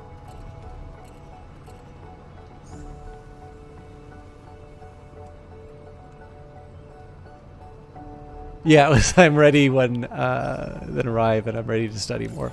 Actually, sorry, I should get my shoutouts out of the way now. So I think Beepo, you said you're a streamer. Now, what are you streaming? Because I don't think I've run into you on your stream yet. And we've also got Starbright Knight, who I last saw playing marbles on stream, but I think that just says more about how it's been it's been a really long time since I've caught a Starbright stream. So, but I will still do the shout out nonetheless, because number one, I get really happy to see these emotes being used. And number two, I know Starbright through Miss Ariella's stream, so I have three different places if I include my own stream, where I get a chance to see what a nice person they are. Sorry, I'm scrambling for my water in the dark. That probably made me sound a lot more hesitant to say nice things about Starbright Knight, where I was trying to reach for the reach for the water and not empty it on my keyboard. Okay, we're good now. During some downtime, one of your pilots approaches you looking sheepish. Hey boss, she says. Look, I don't mean to bother you, but, well, it's my birthday today, and a few of us are wondering if we could do a little something to celebrate. We've been working so hard lately. It'd be nice to relax. Behind him, you can see a couple of your pilots looking on eagerly, waiting for your response. This is... Okay, cool. Yep. And we'll throw this Yeah, we'll throw a small party. I'm noticing I'm using the 3 times speed a lot more, but that's probably... Wait, where'd I get my extra pilots from?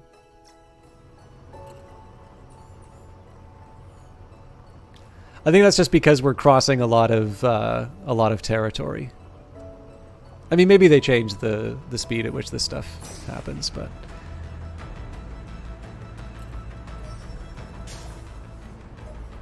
Yeah, no worries, Starbright Knight. I'm trying to learn French, but largely failing to do so.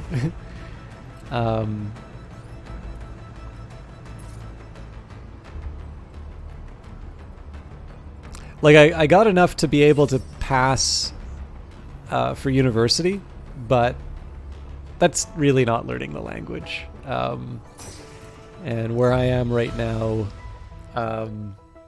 it can be helpful for your career if you're properly bilingual, so I should get better. There's something out there. A generous farmer donates some fuel to you. While refueling the base, one of your pilots goes over to chat with her. When your pilot returns, they're very excited about what they've learned. This is called the Haunted Province by locals, they tell you. And she said that there's been an increase in ghost activity ever since the occupation began. In fact, she's heard about a barn that people refuse to go near at the moment because of a poltergeist. Can you imagine? What a load of rubbish, another pilot remarks. Come on, don't you think we should check it out? Everyone turns to you.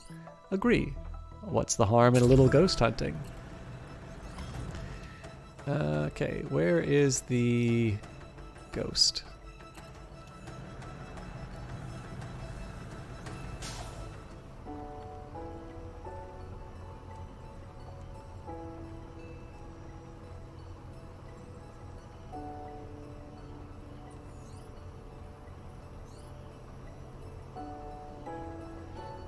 Yeah, how are you doing your learning? Like, do you have a specific course that you're doing, or is there a series of books? Or maybe it's formal, like classroom instruction. Oh, Paranormal is gonna be a cat quest. Nice, yeah. I'm using Duolingo to try and augment the other learning that I'm doing. I got a little annoyed with them because they will like spam notifications for me for everything, but apparently I was like just on the cusp of being demoted from Diamond to Obsidian, and I'm like, it's so easy for me to just do a quick little lesson, but you know, despite all of the nonsense that they will send on a regular basis, they didn't bother to send me an info, like a warning on that. So I was like, okay, whatever. I'm still doing it regularly, but I've just stopped caring about the leagues. I think the way that they have gotten a little bit better with the advertising, but there were so many times when like they would show me an ad, but I would not be like credited for like the little credits outside of it. And then like I've noticed, I think this is because they become public, which I hate saying because like going public with a company is not necessarily a bad thing, and obviously delivering a good product is one of the best ways to get people to pay for it, right? Like, it's not that every company immediately sucks as soon as they go public, but I do notice that the monetization has gotten very aggressive, and they're like really, really wanting me to like I remember when they forced me to take a free sample of Duolingo Plus. And then what happened was, so that was 2 days, which, you know, fair enough. I'll just like not have to worry about hearts or whatever. But for the week following, it produced a bunch of extra advertising about recovering Duolingo Plus. And I'm like, I would have opted out of Duolingo Plus to not see this stuff. Like, I didn't even have the option to say no. Like, just come on, guys. But I mean, it is free language learning, so my one recommendation, everybody learns a little bit differently, so I don't know if this will be true for you, but one thing I would definitely recommend for you, Starbright Knight, if you can go, you know, to a library, or I mean, I have some textbooks left over from school, so I didn't need to worry too much about this, but if you are able to get some kind of other learning resource, and one that will, whether it's teaching you the grammar or, it's kind of helping you learn some of those things, whether it's conjugation or maybe you want to learn a little bit more about sentence structure, whatever, is going to keep you motivated enough to keep learning. The one thing that I've actually found Duolingo for is to help build the habit and to get a little bit of practice in.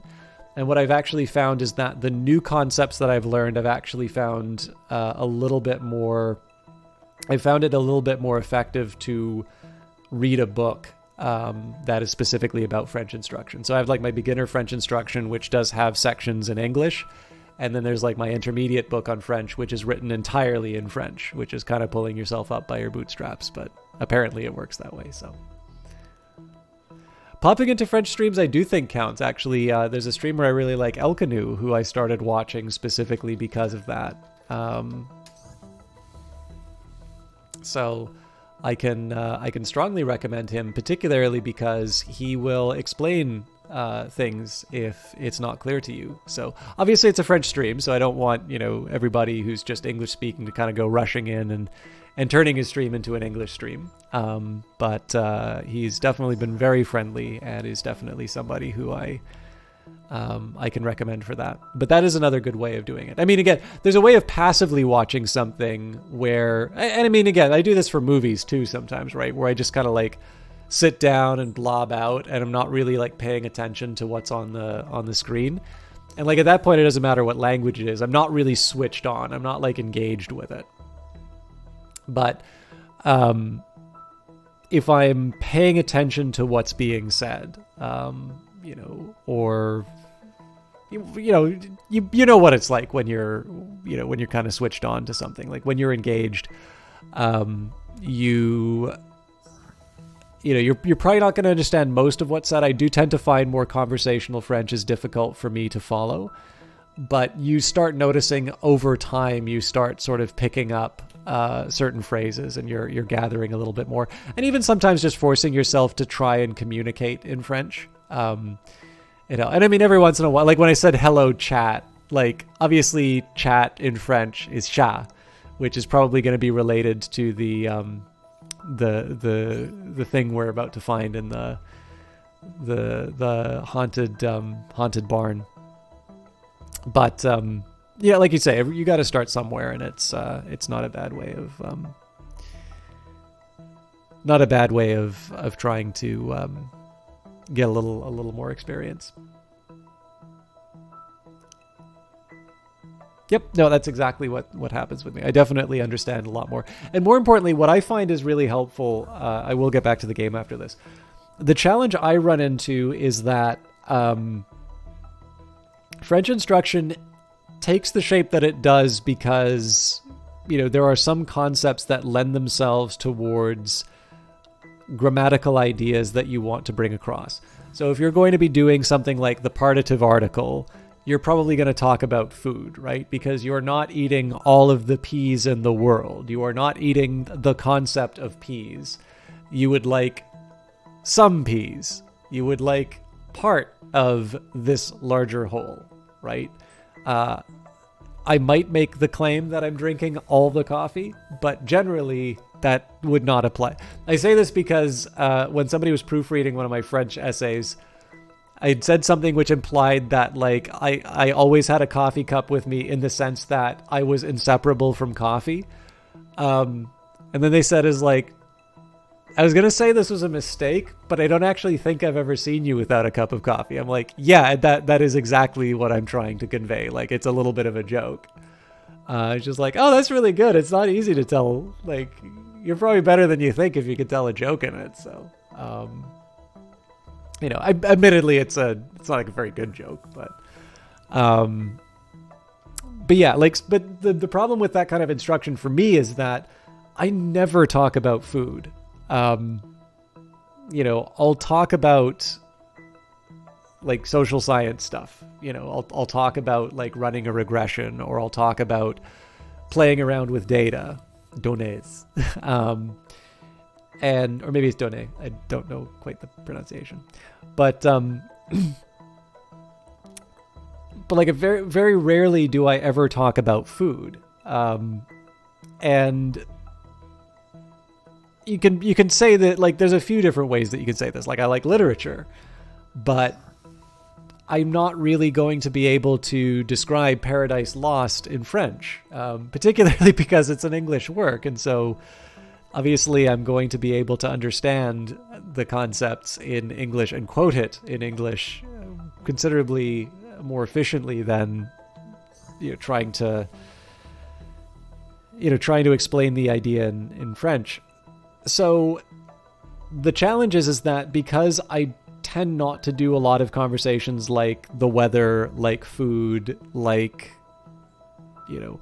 even some of the stuff that's coming up in other classes, like, what office or whatever, I just don't go to other people's offices that much. Like, when I was working in a building, I sort of had my little office. People knew where to find me. They'd sort of stop by, maybe sometimes stop by a little more than I wanted them to, but like, I generally, like, whenever I would try and look for someone, I would generally not know. And like, the search process would definitely be like, I'm trying to find someone in a building where I don't necessarily know what floor they're on. And so even at that point, the conversations I would be having are quite different from the ones that sort of fit the, like, go up to the third etage.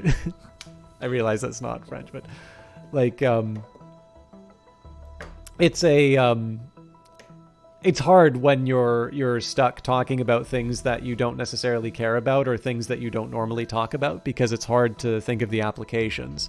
And so one of the advantages I can see in terms of approaching a stream in French is that you're engaged enough with games, particularly if it's a game that you are interested in, right? Like, the way I found El Canoe was he was playing Satellite Rain, which was a game that I watched a bunch of English streamers play, and they made the game look boring. And then I saw El Canoe play it, and it looked amazing. I wound up buying the game that day. I believe you have a stapler from Irrepressible. Would you believe I have not seen Office Space until last year? It was actually Valiant Cheese that recommended it.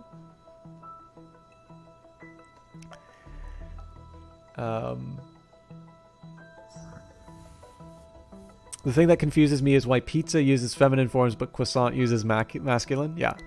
You fail the proper form a lot because you can't decide if you should use un with food or le and la. Yeah. So, I mean, the way I tried to make sense of... so obviously the contrast you're dealing with, first of all, there would be masculine and feminine. But the difference that I would make, and a lot of this kind of depends on your grasp of English, would be the difference between those times when you say, I'd like, okay, from Irrepressible, I'd like a stapler versus I'd like the stapler, or better still, my stapler, which has, yet another, that has another form. So, but, again, it's, what I've tended to find in those cases is, like, so especially masculine and feminine, like, I sometimes think I know, and then I get messed up, and like, I just eventually like burn my hand on the stove enough times that eventually I learn which ones are masculine and which ones are feminine. So like, I wouldn't have guessed that voiture is feminine, but yeah, cars are ladies. But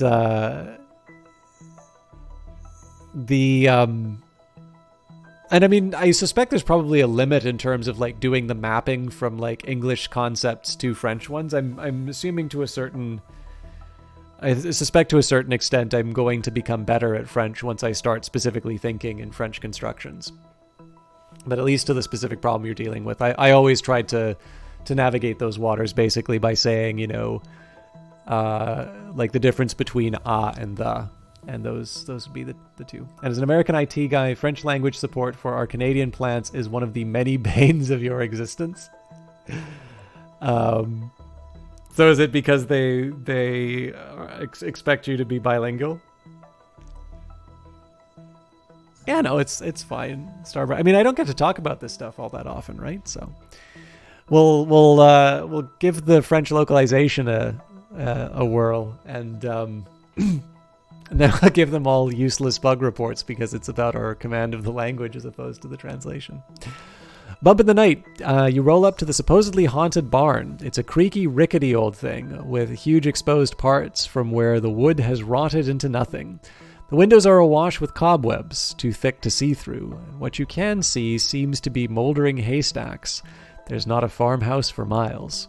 It's spooky, one of your more skeptical pilots admits, but it doesn't mean that it isn't nonsense. Yeah, we'll see, your excited pilot says. Can we stake it out for a bit, boss? See what happens? So, you're here now. It's worth seeing if you can find any ghostly activity, or decline. You all have better things to do than sit around and wait for ghosts. Could you imagine... Could you imagine if you did this event in the middle of a liberation? Yeah, I know you guys are under siege, but... Olaf, you handsome devil.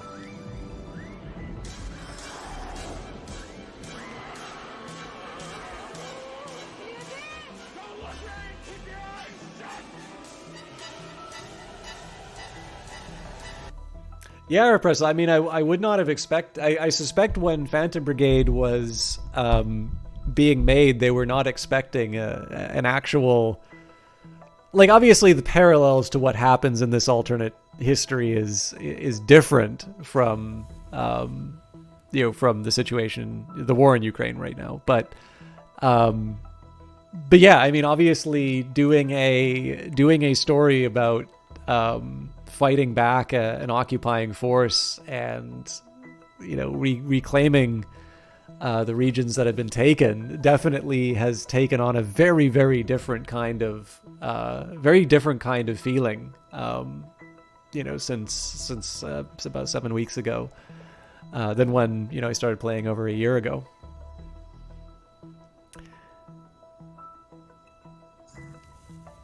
And thank you very much, Olaf. Again, you definitely are a name I like seeing in chat, but I also understand that you like lurking a whole lot. So I appreciate not just the sub, but the fact that you've allowed a lot of other people to have to be subbed to the channel as well. Please enjoy your lurk. I take the chances to give you a thank you when you do break those lurks, but please do not ever feel like that's taken for granted. I hope you're doing well. All right, yeah, we're gonna stay here and look for the Phantom.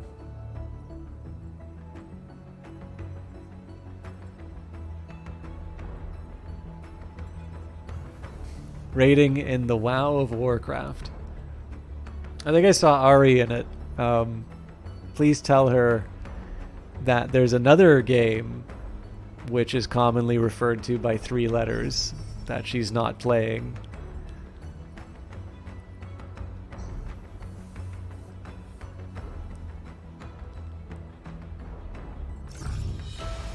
Unless, of course, you're not on the same raid, in which case I should shut up. But busting ghosts. Most of our pilots, other than the one most invested, do work while they wait, but after a couple of hours, the one watching the barn waves you all over. Do you hear that? They whisper to you. And sure enough, you hear a strange, high-pitched cry coming from the barn. It's quiet, but it's definitely inhuman. You also hear some scratching on the wood. The skeptical pilot backs away. Maybe we shouldn't mess with this. I thought you didn't believe in ghosts, says the excitable one. I don't, but still, better safe than sorry. Investigate. You never know what you'll find. Paranormal Activity. You and your pilot approach the barn slowly, ready for any surprise. The high-pitched cries have stopped, but the scratching continues. As you get closer, your pilot motions for you to stay put while they duck inside one of the rotted holes in the wood. Then you hear them laughing. They appear a second later with a little bundle of ginger in their hands. It's a kitten, they exclaim. They must have been left behind by their mother and have been making a racket in there. Poor thing. Can we keep it? You'll be a good little kitty if we keep you, won't you? They boop the kitten's nose, and in agreement, the kitten purrs. So, agree, he's too cute to leave, or decline, you have enough to worry about. I wonder if you'd get like a cold-hearted achievement if you decline, but we will keep the... We'll keep the kitty. He's too cute to leave. All right. You can almost make a sentence with the acronym games. I play HOTS of the Storm, League of LOL, and WoW of Warcraft. Yeah, no worries.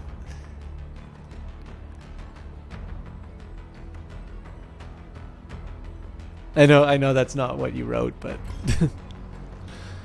I insist on rebranding all of those. Oh, maybe this was the crater that we were... Yeah, no, this is definitely the one that we were chased around. So it will be a little interesting to see whether or not the cities are all in the same places. So I don't exactly want to go overdrive because we will probably want to be quiet.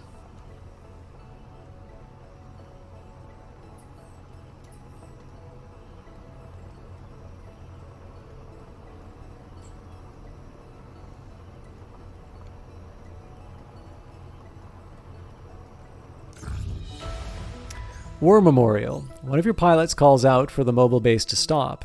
In the field you're passing, the wreckage of a mech lies surrounded by scorched earth and twisted metal. It's got our flag, but it doesn't look like one of ours, boss, she says. Must be an old model. Grass has grown over parts of it and it looks in a terrible state, but you'll need to get closer for a proper look. Okay, where's the memorial? Are you serious?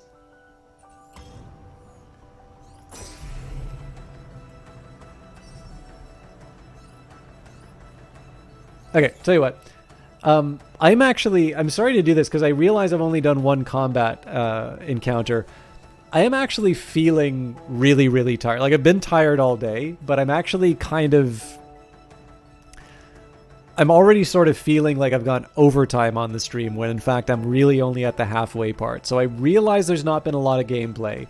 We are definitely going to do the War Memorial, and we're definitely going to try and liberate this. Oh, no, I'm not going to get some sleep now. But what I do want to do, and I know Olaf is going to be... Olaf may come out of his raid over this. I do want to make some tea. So what I'm going to do is I'm going to put the kettle on really quick. I'm not going to run ads or anything. Like, it's not going to take that long. And once it's boiled, I'm just going to make myself some tea, because if not, I have a feeling that I'm going to fall into that really terrible reactive kind of commentary where it's just like, I'm clicking my left mouse button to do the attack. I'm clicking my right mouse button to cancel it. Like, I want to try and keep sharp. So I'm just going to take a quick second. If nothing else, just kind of getting up and moving around might help me out. But I at least want to boil the water so I can get some... I realize probably drinking tea at this hour is not going to help my sleep patterns, but... oh, this is level 18. Cool. So this will actually be a challenging fight too. But yeah, I want to try and take a second to maybe perk myself up. I will see you on a little bit.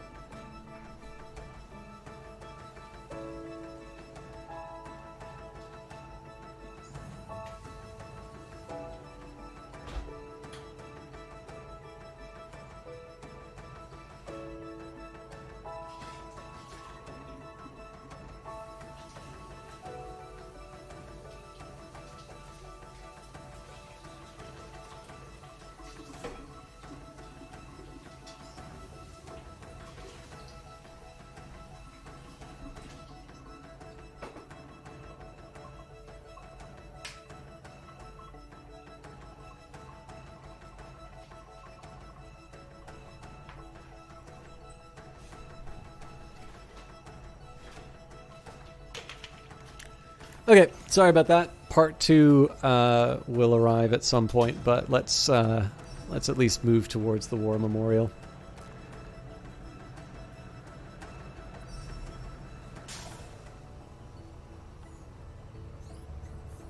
I can't remember how I can access the base. There we go.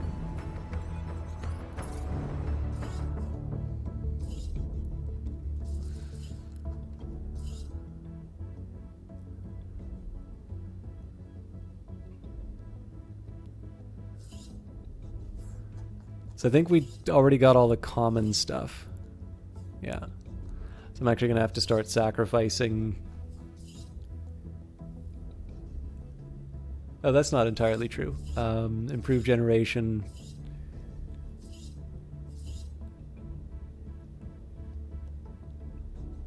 Wrap the reactor in additional heat exchange loops, capturing more heat and speeding up power generation. The expanded design can power up to 3 additional loops.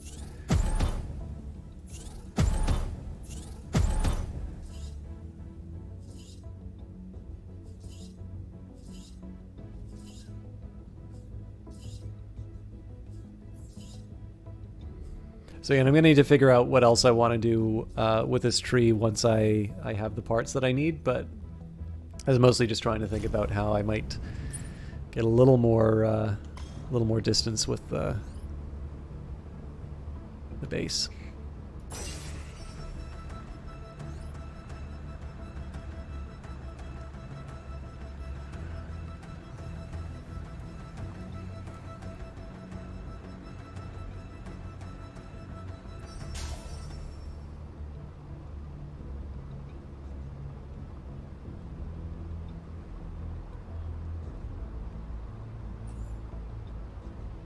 An active cache that most likely contains parts, subsystems, or some supplies. Attacking it will present an opportunity to secure that equipment and escape without eliminating all the guards and reinforcements. But we never do it that way. We always go for full strength. Ruins. As your mobile base trundles towards the memorial, you hear a commotion up front. It looks like some enemy troops have set up shop in the memorial, creating some kind of base here. We can't let this stand, says one of your pilots. This is meant to be a peaceful place, so we have to evict them. Right, boss? Suit up, begin battle preparations. You'll have a chance to configure your squad. Break in. Ambush a guarded structure and capture it before reinforcements are called. Press the advantage and overcome the challenge for a high payoff. Okay, looks like there's reinforcements. We've got your back. The base will approach the combat throughout the battle. You can retreat if you need to. Oh, this is interesting. So it says Special Ops level 18. My average level is 17.5, but it still says that this will be a very easy mission for me. So I guess this means that the game... Well, I mean, the threat level is still 100 points difference, though. So I should maybe see what the difference in threat is, or how to make the differences in threats. How to adjust the differences in threats. Sorry, like I said, tired. Highly specialized squad of mechs. They are usually extremely mobile units carrying specialized equipment. They're already here. Enemies are ready to immediately engage you, so keep your wits about you. And they brought backup. Reinforcements are on the perimeter and may deploy during battle. So we arrive... Well, I guess that's escape. We probably arrive here. 3 close by. If this one's a sniper or a marksman, this is going to be really tough. They're guarding the main location. We do sort of have hills in the way, but I think what's going to happen is, like, this is probably the top, and then this is not going to offer us a whole lot of cover. And then I don't think the reinforcements come from behind like this. I think this is just informing that there are a total of 4 reinforcements. Also, the kettle's boiling, so please enjoy the idle animations.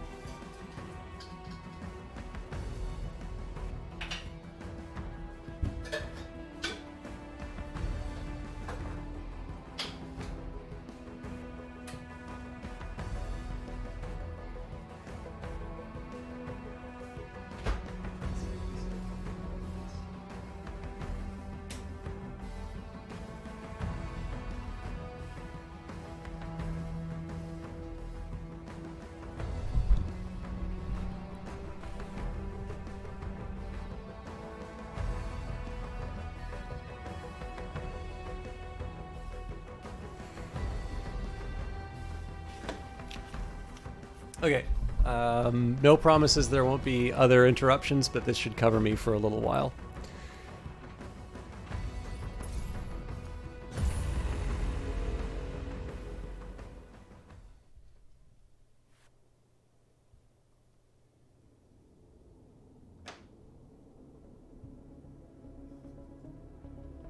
I remember this song.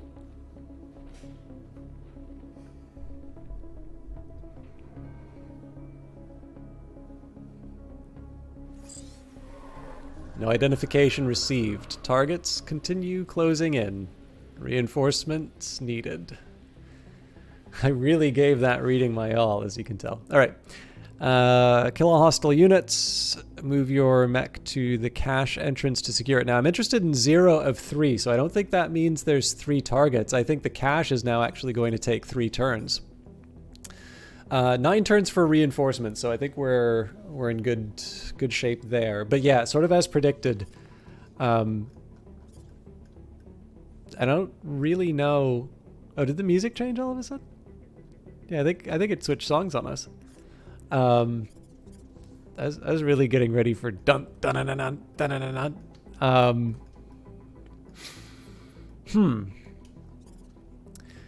So this is definitely a nice little surprise, but our cover options don't spark joy. So what are we up against? I've got somebody with a shotgun, a railgun, beam. That's going to be fun with a shield, and the shotgun. Okay, so shotgun's definitely one that I want to worry about. Actually, both shotguns are something I want to worry about. Unfortunately, there's also not a whole lot that I can do about it. So just out of sheer curiosity, I kind of want to know whether or not I can actually run this guy into safety in time or not. Probably not. Oh, hang on. That's not true. How much you want to bet if I just jumped off the edge of the...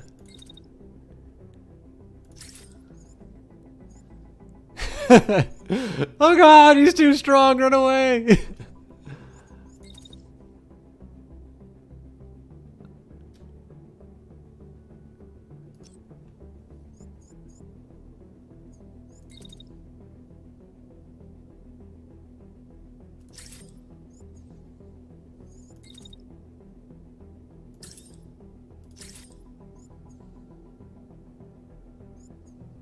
Okay, how much heat does this thing cost?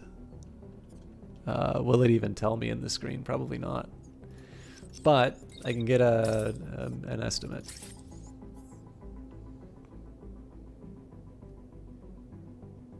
Okay, so the max is 47.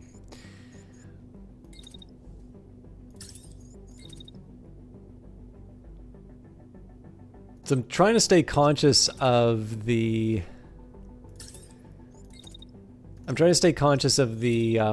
the repair gel. So essentially here, because there's no better defensive option for this unit, I'm going to dash them sort of off the edge and then back into the fight.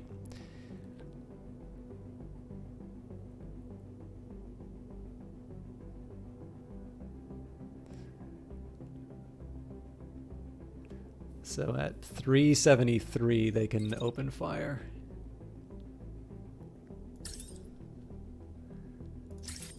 And I mean, then the follow-up question would be, do I want to focus on the railgun or the shotgun? But in this case, I think I'll take care of the shotgun. Okay, so that should keep me safe. Who else is being attacked? Looks like most of the other attention is going onto the melee unit. Now, this is kind of inconvenient because of the beam weapon. This is actually not an easy... This is not an easy one for me to handle. And my other... So my normal options here, of course, would be to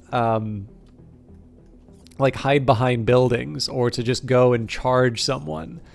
None of these are really good options now because the railgun, like the whole point of this thing is to shoot through... Oh, hang on. No, this is the... Okay, yeah, sorry. I'm losing track. But yeah, so the whole point of this thing is to shoot through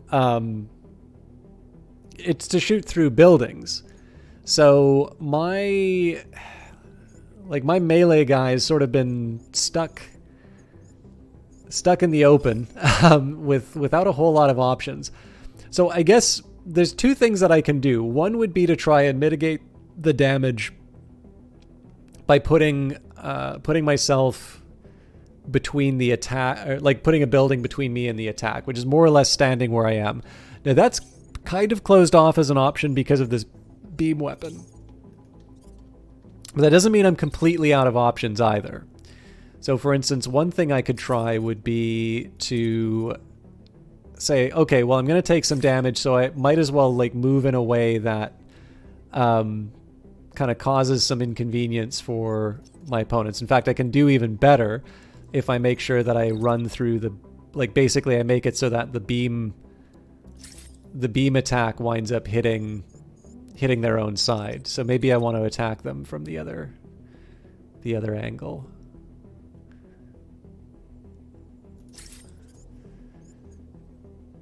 Yeah, that seems like it'll hit both. And then I can just sort of run off. So I mean, again, I'm going to take damage on this, but at least it's in a way that I'm sort of combining enemy units as closely as I can. I'm also really curious what happens as we keep trying to run into each other over here.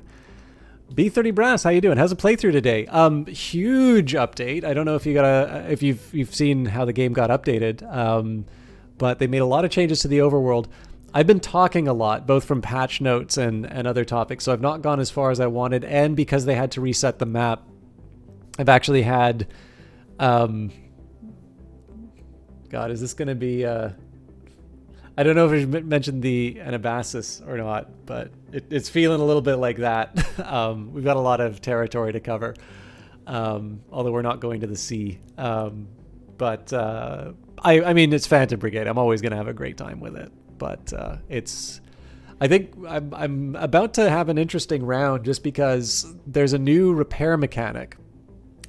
You actually bought this game on my gameplay. You haven't touched it as you want it fully developed before you dip your toes in. Okay, so number one, that is great to hear because obviously I'm a very small streamer, so it's hard for me to sort of sell myself as like, yes, I will, you know, I will bring you the masses. But like one thing that kind of, so number one, I really like Brace Yourself games. But number two, like I really like it when people find stuff that they connect with. So, you know, obviously I'd love to know what you think of the game when you do get around to it. But I actually really like hearing that, you know, people have checked out something that maybe they wouldn't have seen before. So your pet peeve is when you beat a game in beta and then 2 years later they added so much more content, but your drive to play isn't there anymore. Yeah, I completely understand that, that impulse. I've not found that with Phantom Brigade yet, but I also play very slowly, so, you know, it's not going to be applicable to everyone. But I really do hope you like it as much as I do when you do get around to it, because this is definitely a really special game. So, oops. But yeah, so I think this combat's going to be pretty interesting just because of the. Sorry for whacking the microphone there. I'm really interested in seeing how this is all going to turn out.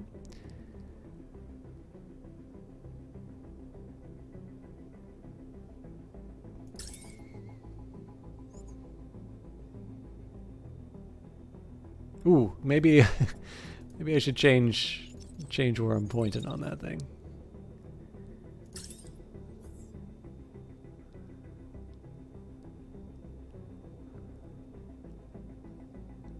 So I was trying to think about how I might be able to do something to the beam.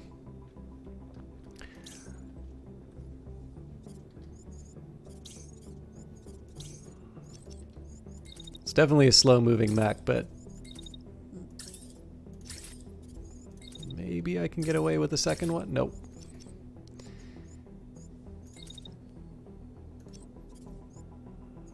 Well, we'll live with what we got there.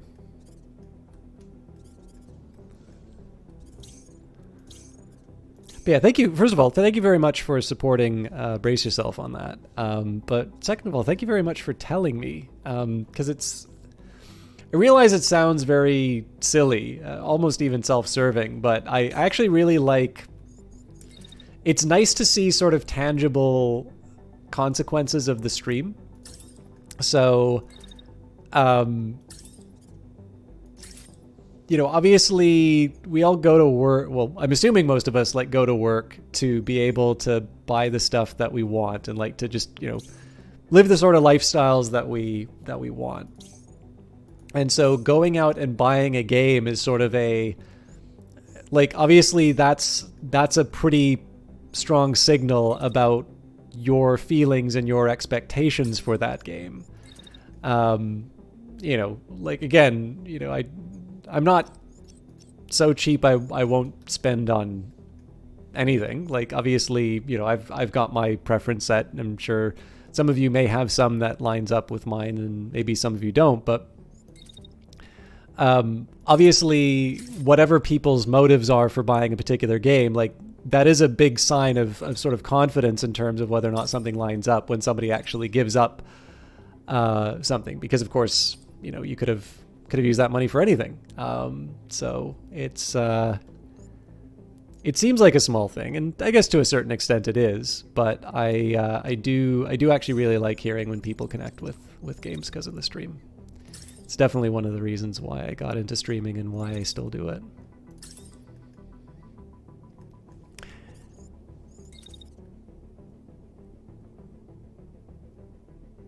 How you doing, Night Valiant? For those of you who do not know, Night Valiant's actually been running XCOM Enemy Within with the Long War mod recently, so.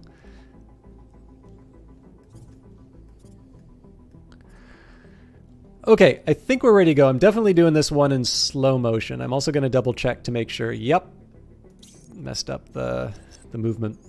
I definitely want to make sure that I'm... Actually, you know what? I think I'm just going to completely redo the Sleipnir's term.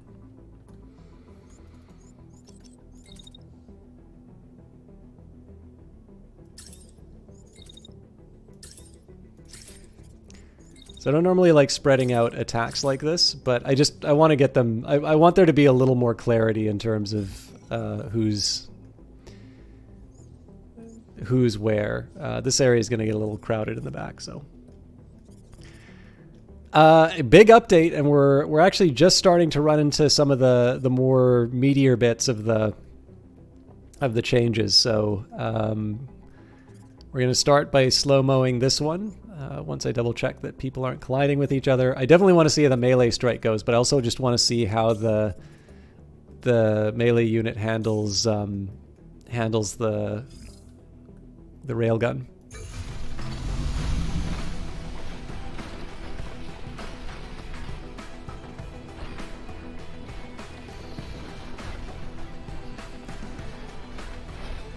I guess this is the first attack that's coming in.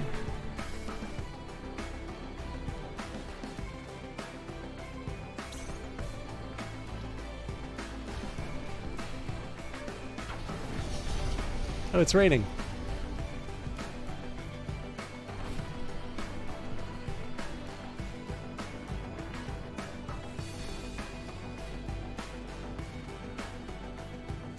Okay, so we definitely escaped. I might be getting a face full of shot with the melee unit, though.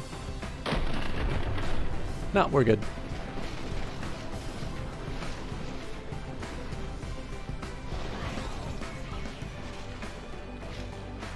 What?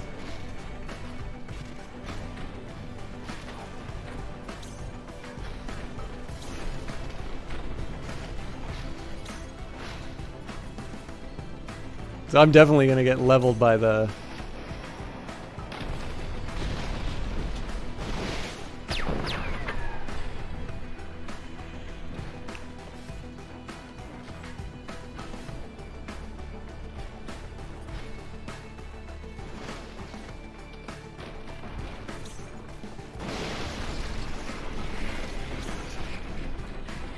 Well, that was unexpected.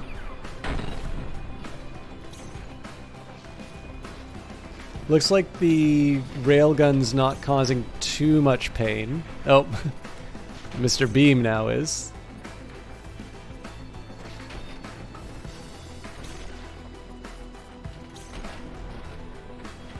I'm kind of mad with what happened to the... Like, crashing, fair enough. But... I don't know. I thought we were pretty careful in terms of targeting the melee strike. Okay, so the beam attack is only one way it's going to go. But who is this unit targeting? Okay, everybody's targeting this guy, which is interesting and complicated.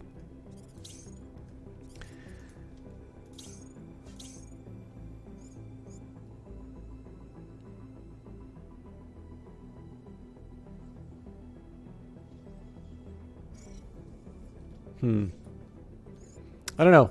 I feel like I made some mistakes in setting this up.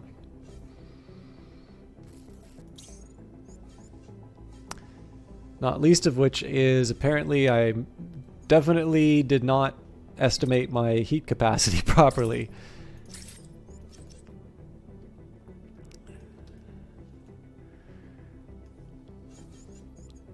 Okay. I'm going to take a different approach this time around.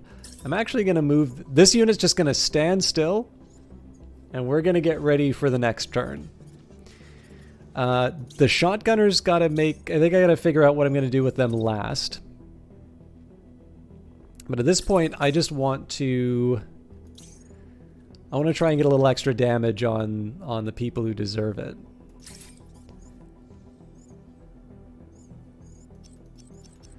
I'm starting to feel a little paranoid about the melee attacks now, so I'm going to try and go for something a little more unambiguous. Now, close to railgun repeater is good. Close to a beam or a shotgun's not good. So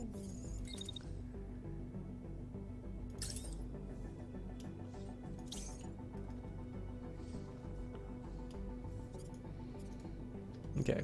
So I'm going to have to move this unit into some kind of cover. Now, it's not really going to protect me from a lot of this stuff. But what matters is what specific attacks am I protected from, and am I going to be able to try and turn these to my advantage? So, for instance, if I can shield myself from the beam, that's a big help. And that's basically because we can sort of reflect it back on the enemy. So the next ideal is to try and get as close to firing the shotgun at the start of the turn as I can. Now I suspect I'm kind of limited in targets in that case. Well, that's better than nothing.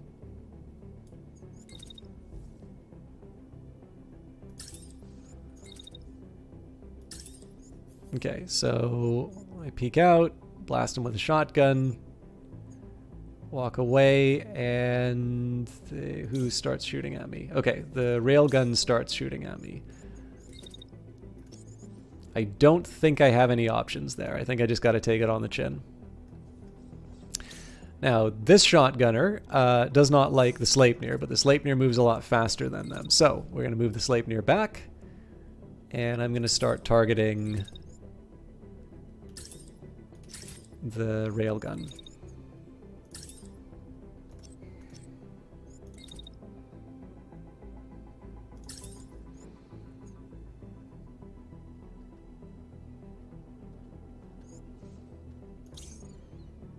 Okay, I can definitely bully this guy.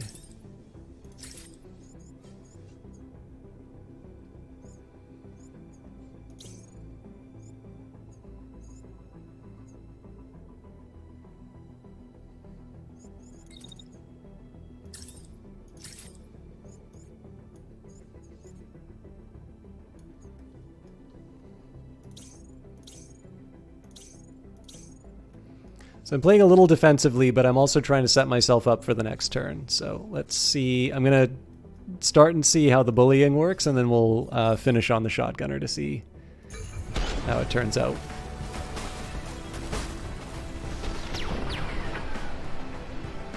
Okay, definitely whacked him a good one. Ha ha! Not crazy about the blue on blue, but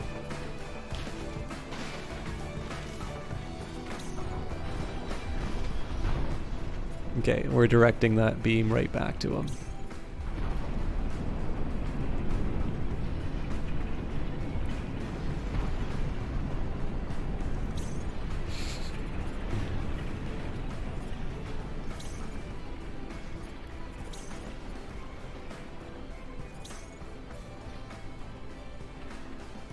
That's a lot of structure damage, but they're not quite done yet. Oh man, we really socked it to this guy.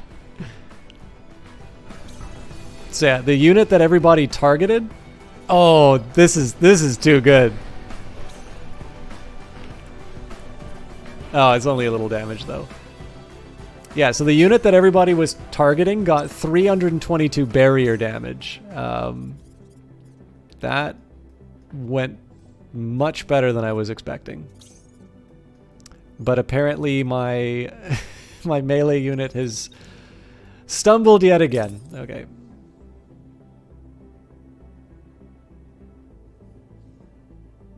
This could end quite badly for them because of the shotgun, but I have plans. So this one can only fire the compact launcher. I guess the big question is, does anybody want to target this unit? Yes. And it's the shotgun. But the shotgun... No, that's the left arm.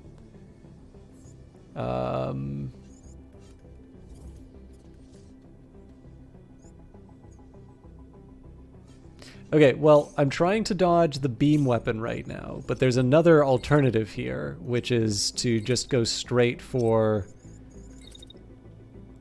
Like, just go straight for this unit.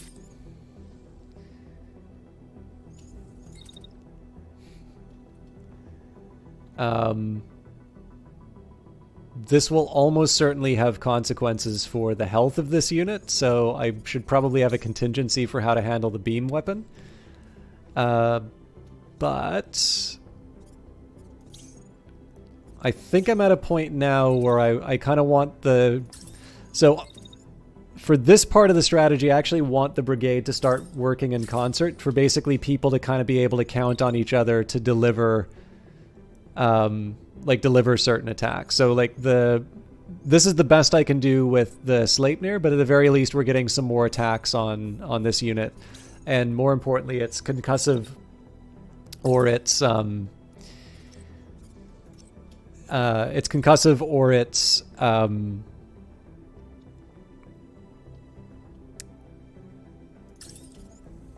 it's in the back, so more likely to take out its legs. The other thing is I don't need to just sort of stay put and get demolished by a shotgun. Like obviously I have movement options. I just don't want to spend 2 turns with this unit not actually firing at anything, so...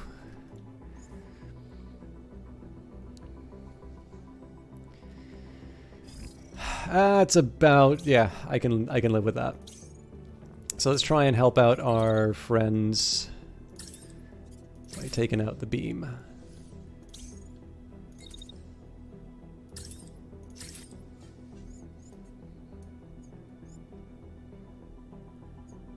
Okay.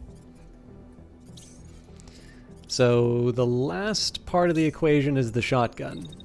Now, unfortunately, life's a little more complicated for me here because I've already got the shield up.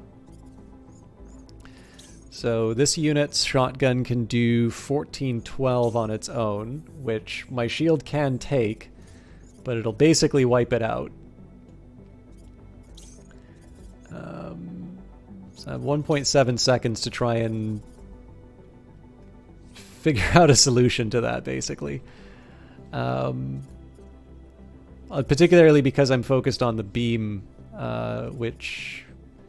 I mean, let's be honest here. There's not a whole lot that I can do about that. Well, okay.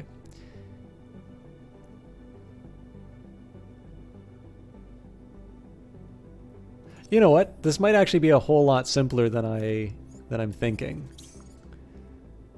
So if we're the same weight, maybe the answer really is just throw up the shield and go charging into the guy.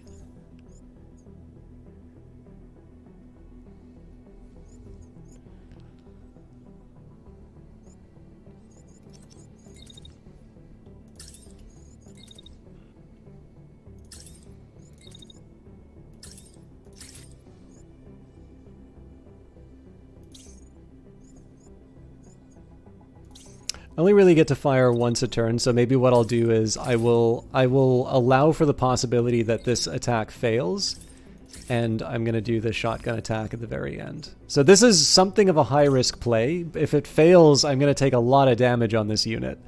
But my understanding is that if I'm moving at them with a shield up, I should get one weight class above, and so that should cause them to crash.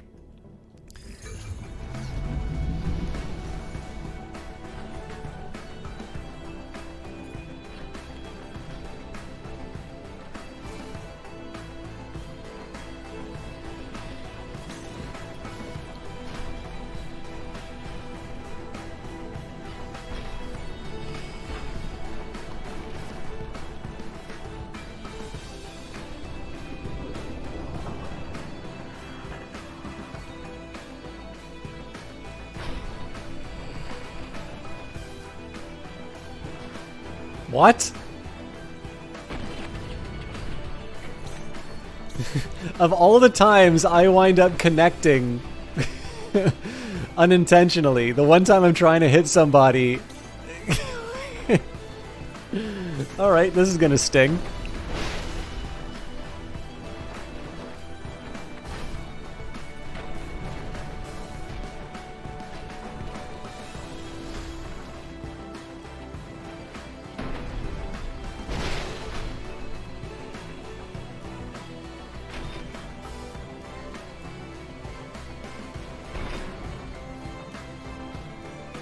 Am I moving while firing? No. It sure looks like I am, though.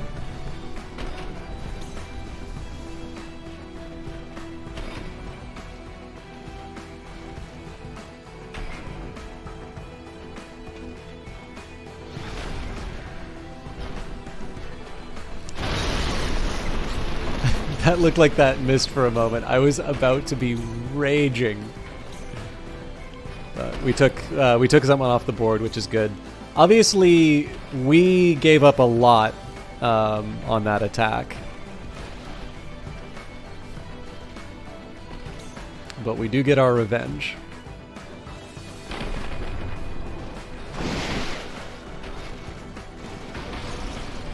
Oh, 2.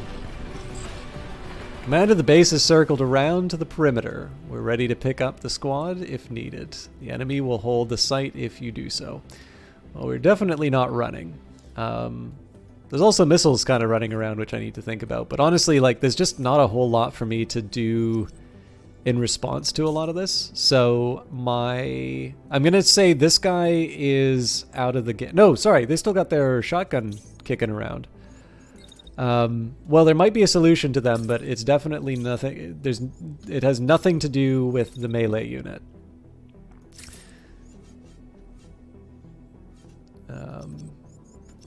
And in fact, I'm gonna wait a little while. Oh.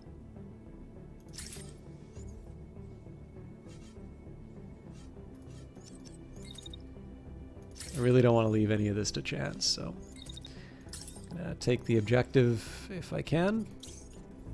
Let's see if I can get my allies into some cover. So I don't mind moving back because that's going to take me out of range of the scary stuff. Gives me a chance to bully the compact launcher for a little bit. Nope, looks like I actually need to defend against the compact launcher first.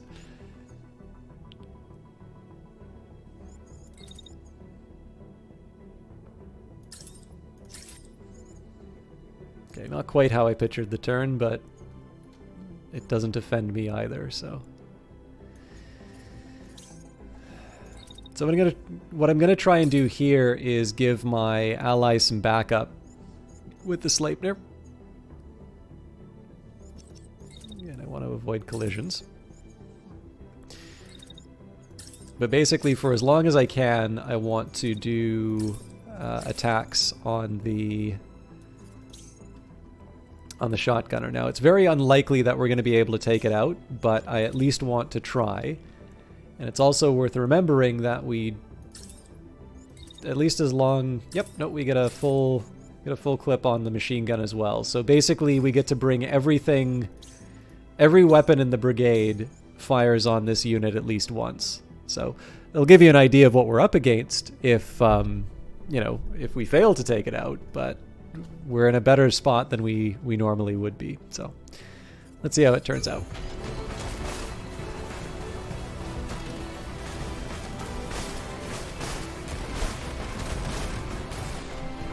Okay, he's out. I mean, he's got a compact launcher, but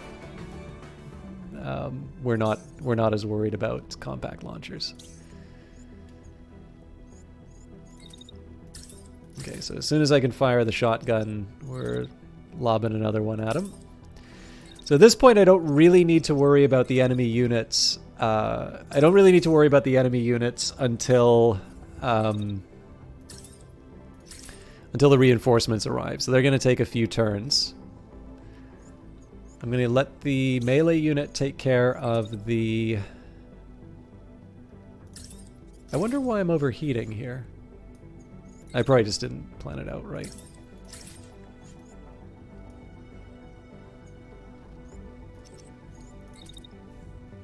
So I'm not going to make the same mistake. I'm just going to run.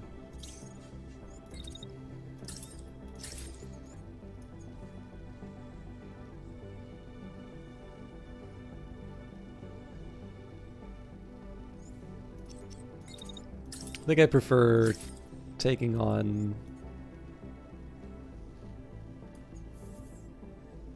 this unit.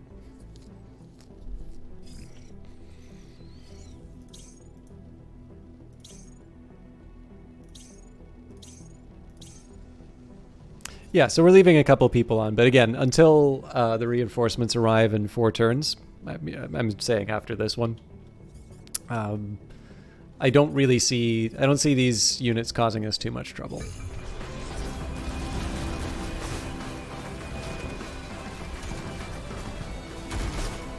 Nope. I was looking at the wrong target.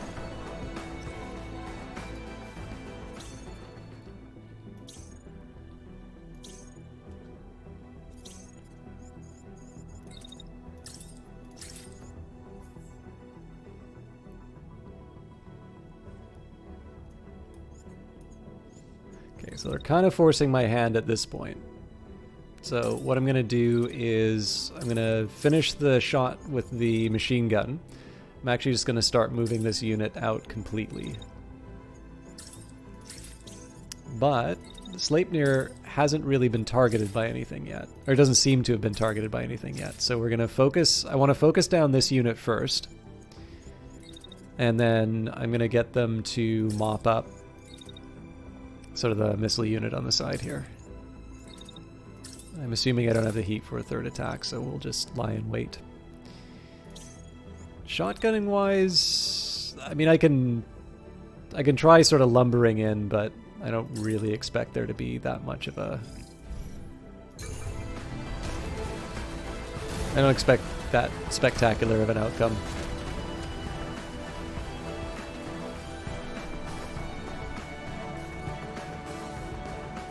So yeah, now we just hunt the...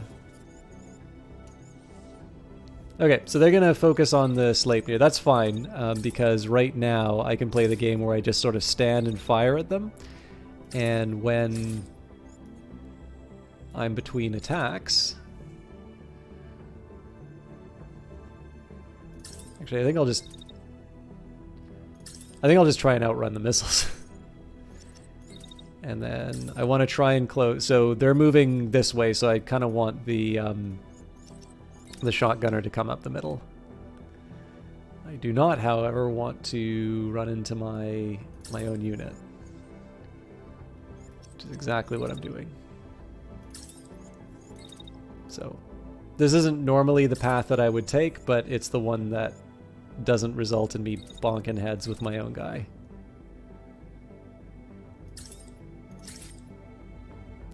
That probably won't land until later, but...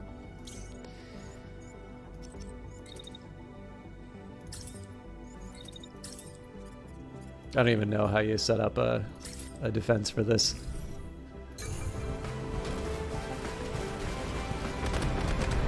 Oh, cool. Okay, and they're done.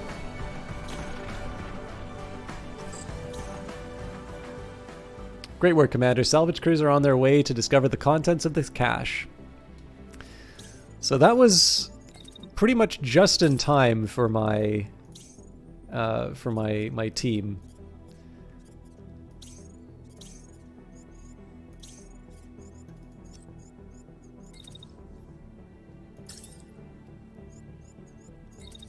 So in this case, this is really more about maneuvering in a way that doesn't result in everybody bonking their heads together. And then...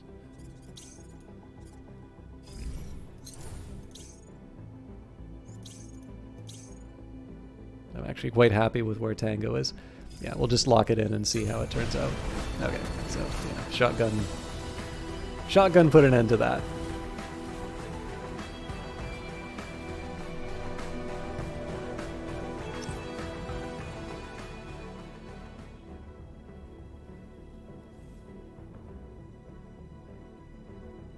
Oh, that's right.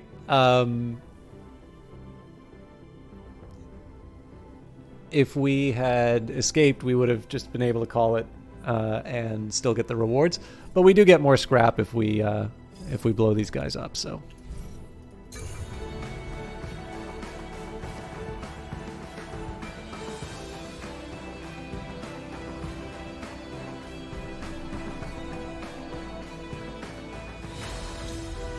Oh, okay. Reinforcements gave up, I guess. So because these are level 18, these are definitely, well, and potentially above, these are definitely the sorts of things that I do want to start putting in my armory and potentially equipping on my own unit. So as a default, I usually take anything with colors on it. Now, this does have drawbacks because if you recall, when I was in the base upgrade screen, I definitely didn't have enough rare and uncommon parts to do all of the base upgrades that I might want. Now, one of the reasons for that is I'm sitting on a lot of rare and uncommon parts, possibly for, my own use later, like in terms of construction and such. So it's a bit of a trade-off that I'm facing right now, and one of the things that I'm kind of deciding to trade off on is I am locking up potentially useful components in the form of rare and uncommon components. Those are currently being locked up and just kind of salvaging some scrap, which isn't currently being fitted into certain mechs. Now, this does kind of have a natural, there's a natural limit to this just because I usually, once I start getting to some, preposterous differences. So, if there's a level 7 item and my crew is level 19, it's really hard to see me using that particular item. So usually I'll put a hard level cutoff. And so at that point, everything just kind of gets, everything gets moved up. But what I kind of want to be clear on this is one of the reasons why I act this way, and I feel a little bit bad because I know I've already given my thoughts on terms of the salvage screen. One of the pieces of information that I would personally find very helpful is a comparison to what I currently have equipped. Because what's really going to be deciding whether or not I want to take a particular piece of scrap is usually, can I make this work in my existing mechs? And because I can't take this all, what I'm going to prioritize the things that are upgrades for me, with certain exceptions. Sometimes I'll say, I just want a beam weapon. I don't care what beam weapon it is. I'm just going to take it. Now, because I don't have that information at the time, what I say is, what are my most likely upgrades? Well, for the most part, that's going to be, blues and greens. So I lock those up as recoveries because I always get the option of scrapping them for rare and uncommon resources. Now, again, I don't know if it's a particular decision that they've made or if this is something that they'll, put in later for the game. This salvage screen may or may not change, right? This is what early access is. But this is an example in terms of why I'm making one particular set of decisions that may not necessarily be efficient decisions so that I can have the option later on. And I can sort of see arguments, one way or the other as to why you would want to give people the information or not in this particular screen. But one consequence for this is that I've already used up almost half of my scrap just for these two particular items. And the rest of this is just going to be a question of how many more items can I scrap. There you go. And I'm sure there's some other way that I can, break this all apart, but the fighting mechs part is the more fun part, so we'll focus on that. I'm just going to take a second here and take another sip of tea. And we're going to move on to Mitball. So we're going to try and do at least one encounter in Mitball. You approach with caution, but the coast is clear. There are more abandoned mechs here than you could see from the road, and they seem to be getting more numerous the further away from the road that you get. Oh, I know where we are, your pilot exclaims. I heard that there were some memorials from the old war out here, but I've never seen them. If we have time, I'd love to pay my respects, another says. You come upon a quiet memorial. At the center, a slab of concrete has the names of fallen pilots etched into it. On the ground, helmets are scattered and weeds grow through the burned-out cracks in them. You and your pilot scramble out of the mobile base and have a moment of silence. When it's past, one of the pilots leans over to you and asks, "What do you want to do now, boss?" So we could investigate. There might be more than meets the eye. Take a chance for high rewards. We can leave. You can worry about the dead once you've looked after the living. Or you can salvage. You gain a scant few projects, but your pilots don't feel good about looting a memorial. We will investigate.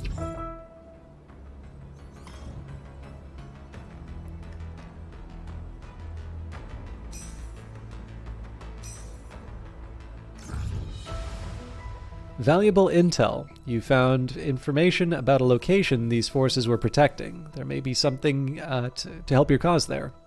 What do we have here? Location discovered. A cache. One of your pilots comes over to show you where the new location is on the map. It could be armed to the teeth with guards, or it might be abandoned. Might be worth the risk, your pilot says. Could have something useful. What do you think, boss? Should we investigate? This could be interesting. Okay. So, never mind, we probably won't be making it to Mitball. Yeah, we're definitely not making it there. So, here is a question for you all. So, clearly, like, I've enjoyed going through this stuff. And it's not really this particular... Like, so it's not how this has turned out that has me saying this. But I have been debating about doing the experimental build.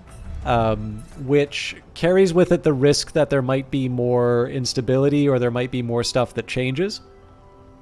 But on the other hand, we get a chance to sort of see the bleeding edge of the game, which I think would be kind of exciting. So I know that at least for Industries of Titan, people prefer it when I'm able to finish the encounters. How do you all feel about Phantom Brigade? So we have done the capital fight before, so that wouldn't necessarily be new. But I am kind of curious how you all feel about... Oh, is there somebody coming after us? But I'm kind of curious how you'd feel about me resetting this save so that we could go onto the experimental branch with a new, with a new, what am I trying to say? Like a new, like new branch, but also like a brand new save so that we can, we can build up our squads again. Because it feels like now would be a good time. We haven't made any progress from when the map was reset. We've enjoyed the game. But I feel like now would be a good time to reset if we were going to do that.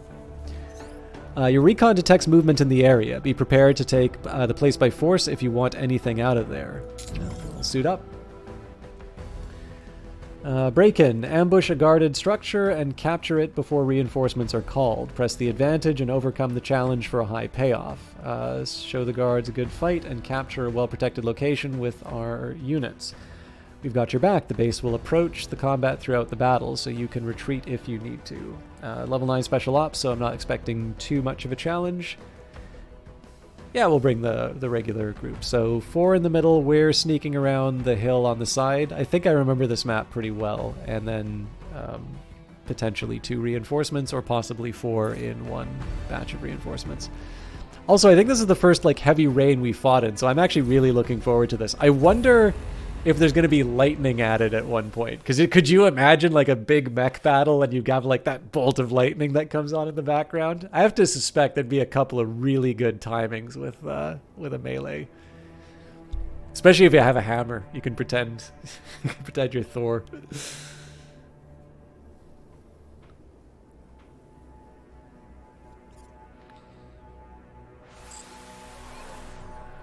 No identification received. Targets continue closing in. Reinforcements needed.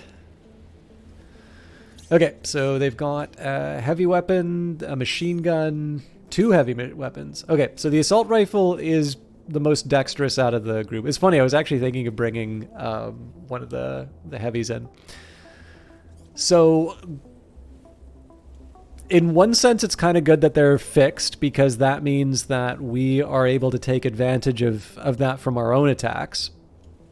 But it does need to mean we need to be a little careful about who's getting targeted. So let's start. The Sleipnir's being targeted by the machine gun, and okay, so this already works to my advantage. What I'm particularly curious about is if I run up to the edge like this, it's not quite where it needs to be.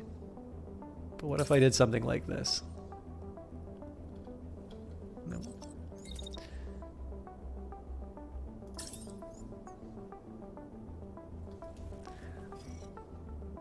Okay, so the catch is that this is actually still a legitimate attack on them.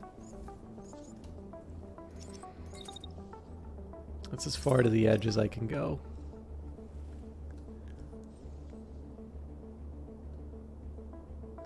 So I don't know. I'm gonna rely on what the game says about this not being something that will hurt the Sleipnir, but I'm obviously opening myself up to a world of pain if I get that calculation wrong. Now I think the hill is going to prevent this unit from being able to do an effective attack, and I may not want to commit myself to something over more than one turn. So maybe this is going to be more about blood. Well, you know what? Let's see what the jetpack will get me.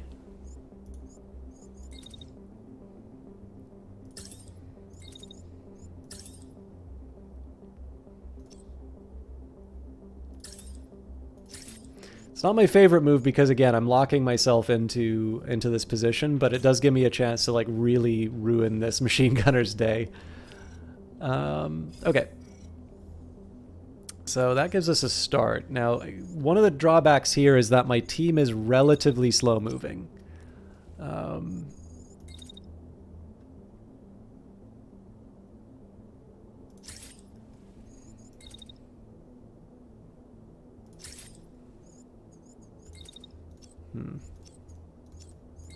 It's better to walk forward a little bit and then just hop over the edge.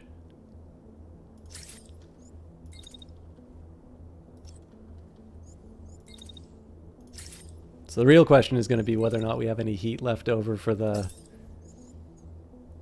No, not really. But that's fine, because we're in shotgun range for 2 units that really do not handle close range well. Okay, so... Not quite how I planned for this to work. Also, that's terrible.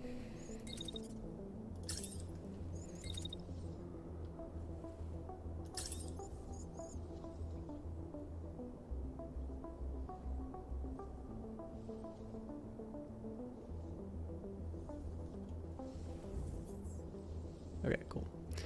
So the last question is, what do I do with my melee unit? So under normal circumstances, I would want to send them around the side and bonk the enemies on the head. The catch is that they are targeting this unit. So what I might just do is run around the side.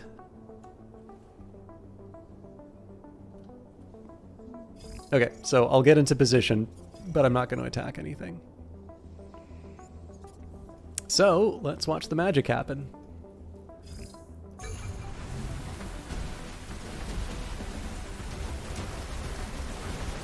Okay, so a couple things. I'm a little annoyed by that. I mean, the whole point for me taking any damage on that was this attack cutting through to the...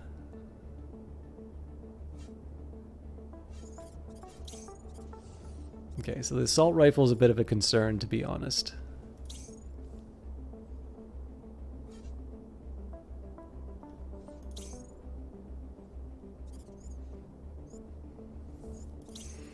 Okay, so I think I know how I'm going to handle this. I should defend against the assault rifle because it is actually... It is something of a legitimate threat. But what I do still want to do is set myself up for an attack on the heavy when I can. Okay, that complicates things even more. So this heavy is now turning its attack. Okay, you know what? There's no need to make this harder than it is. So I'm just going to do whatever attacks I had planned. I'm just going to mosey on through and let friendly fire do all, all the work for me.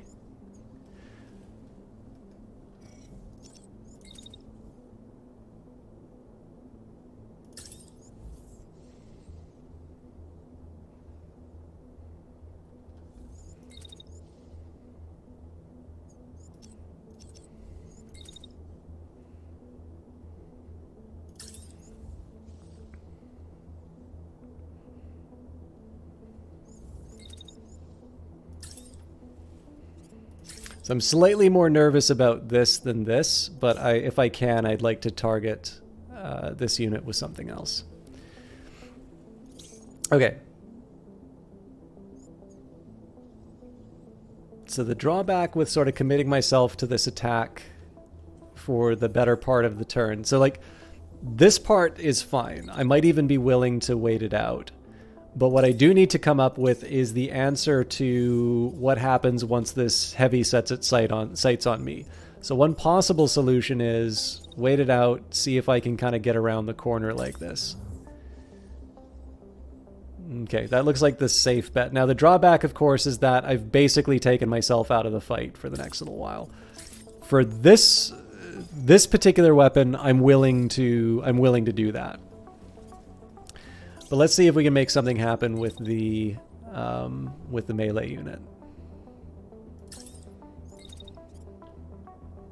Actually, there's a reasonable argument that I want to let that... here's what we'll do. We'll sneak up right behind him.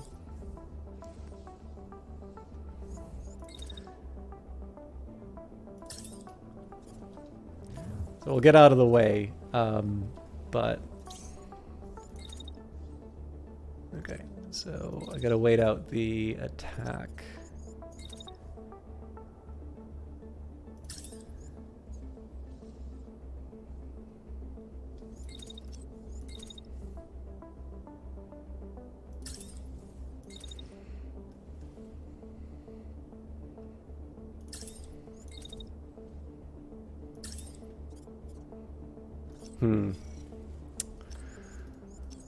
I'm out of the fight too long.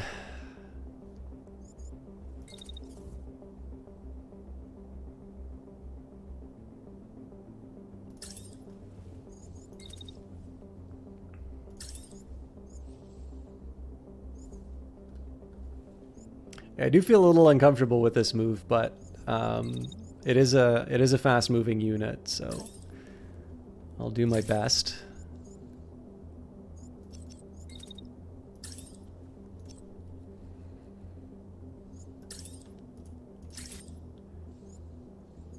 This does kind of feel like overkill, so I wonder... Is 52 really worth it? Well, nobody's really attacking this unit is the problem, so... Yeah, I'll live with that. Okay, let's see how the turn turns out. Okay, his right arm's already down. Good.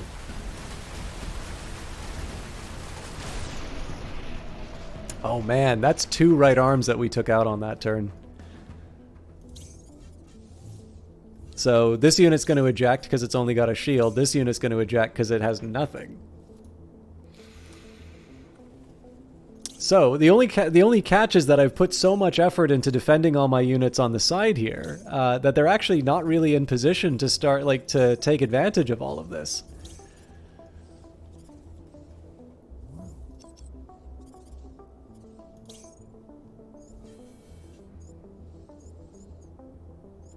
Interesting. So this unit's not bothering to attack. What I think I'm going to do with the melee unit is I'll move them in closer. I will get the swipe on the... not so sure about that movement.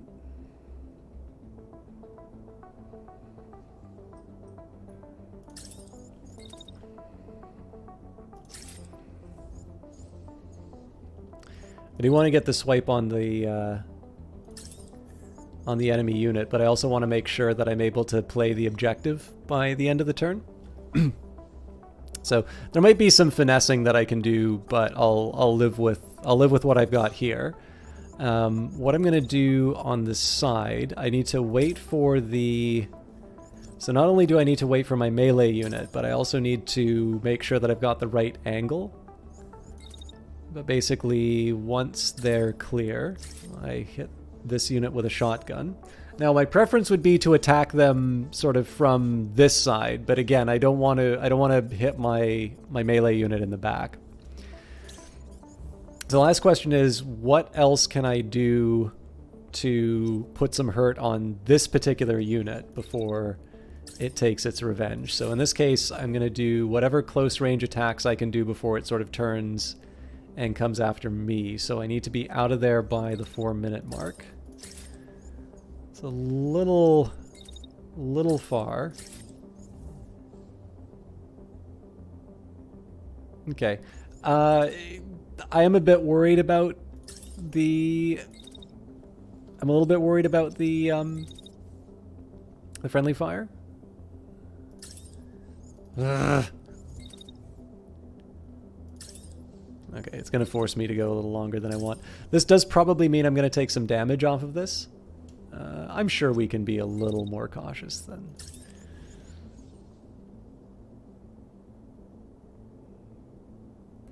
Yeah, I mean, I suspect there's going to be a little damage that I take, but I'm sure I'll live.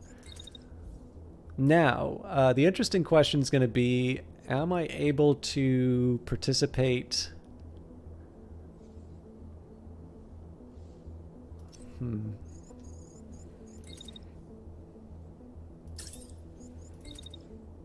Not even close. Okay.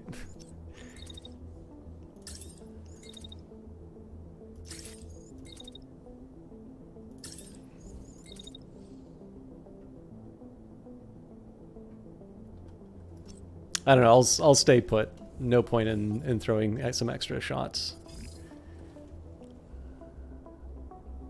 Well, hang on. I think when it's raining, we get slightly better heat dissipation.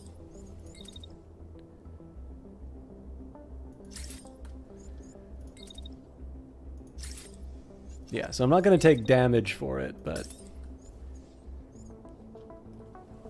I guess it still gets me the same point either way, but ooh.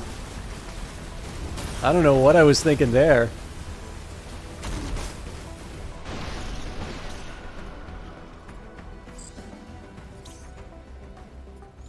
Yeah, I just walked into a bunch of damage for no reason on that unit. Command of the base is circled around to the perimeter. We're ready to pick the squad up if needed. Okay. Who do they oh, okay. You gotta get out of there, my friend. Oh, and they're really hot on the heat. You know what? I think I'm just going to take my lumps, throw the shield up, and pray our allies are able to help out. There are a few things that I can do. So one, I can go for a melee strike. So even if there's friendly fire, like this is kind of an all hands sort of a situation where everybody's got to contribute.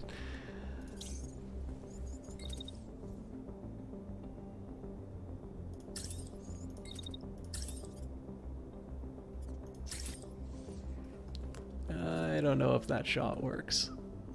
I want it to work.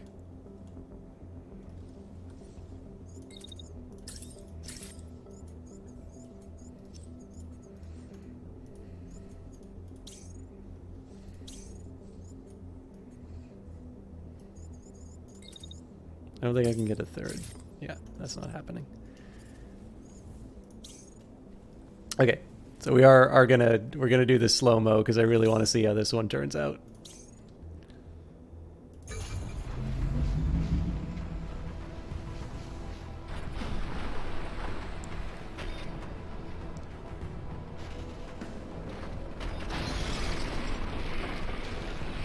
Okay, a little bit of an anticlimax.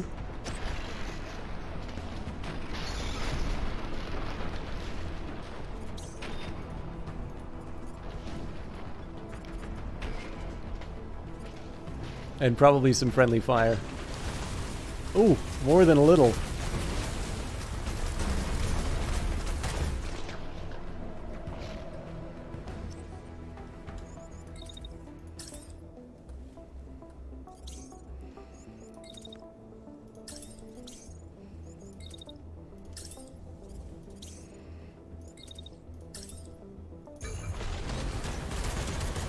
Stop shooting your own guys! Oh, that's neat. I think they fill a ring based on how much of the objective you've claimed. Yep. So we'll probably win this before the reinforcements arrive.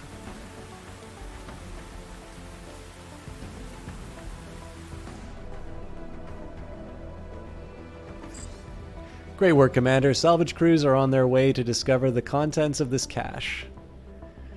So, I mean, we could do retreat, but I think this is just going to give me the... I think this is just going to give me the win no matter what. Actually, you know what? We can head towards the evacuation point.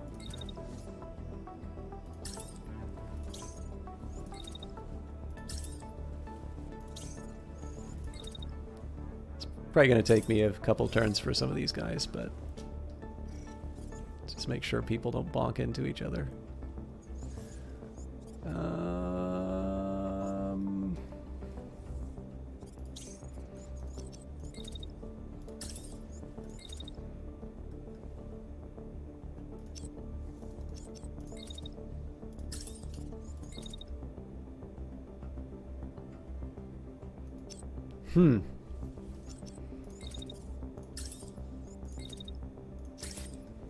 Well, that just takes me to the edge of where I want to go. That's not exactly it.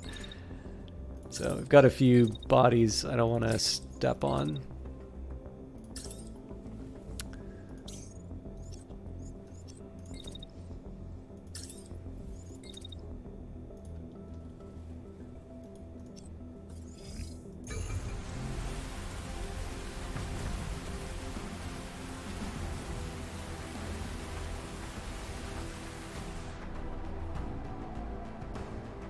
Yeah, so it gave us victory anyway. All hostiles eliminated, site under control.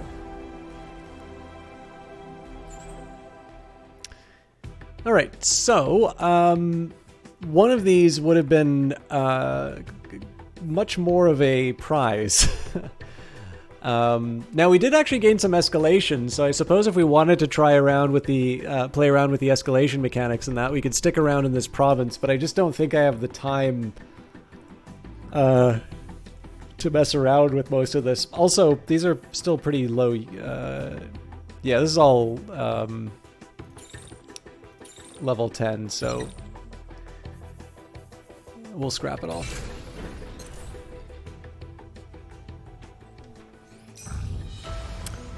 Excuse me. Locked up tight. You arrive at the marked location. You send a pilot to scout the place out. No sign of anyone, he says when he gets back. The building is just up ahead, but it's locked. Looks like it was wired up with some kind of alarm. How do you want to deal with it? So it'll take some force, but it'll stop the alarm. Use tools, it'll be quick and risk-free, but you'll lose supplies. We'll use the tools in this case.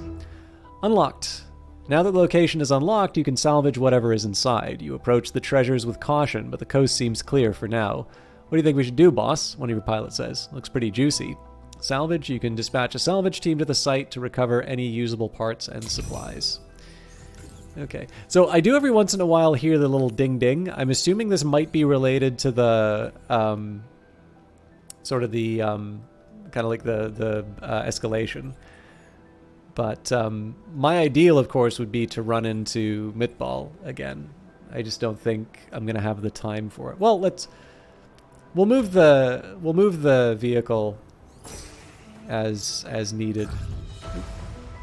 On the airways. Not this muck again. One of your pilots slams a fist on the radio.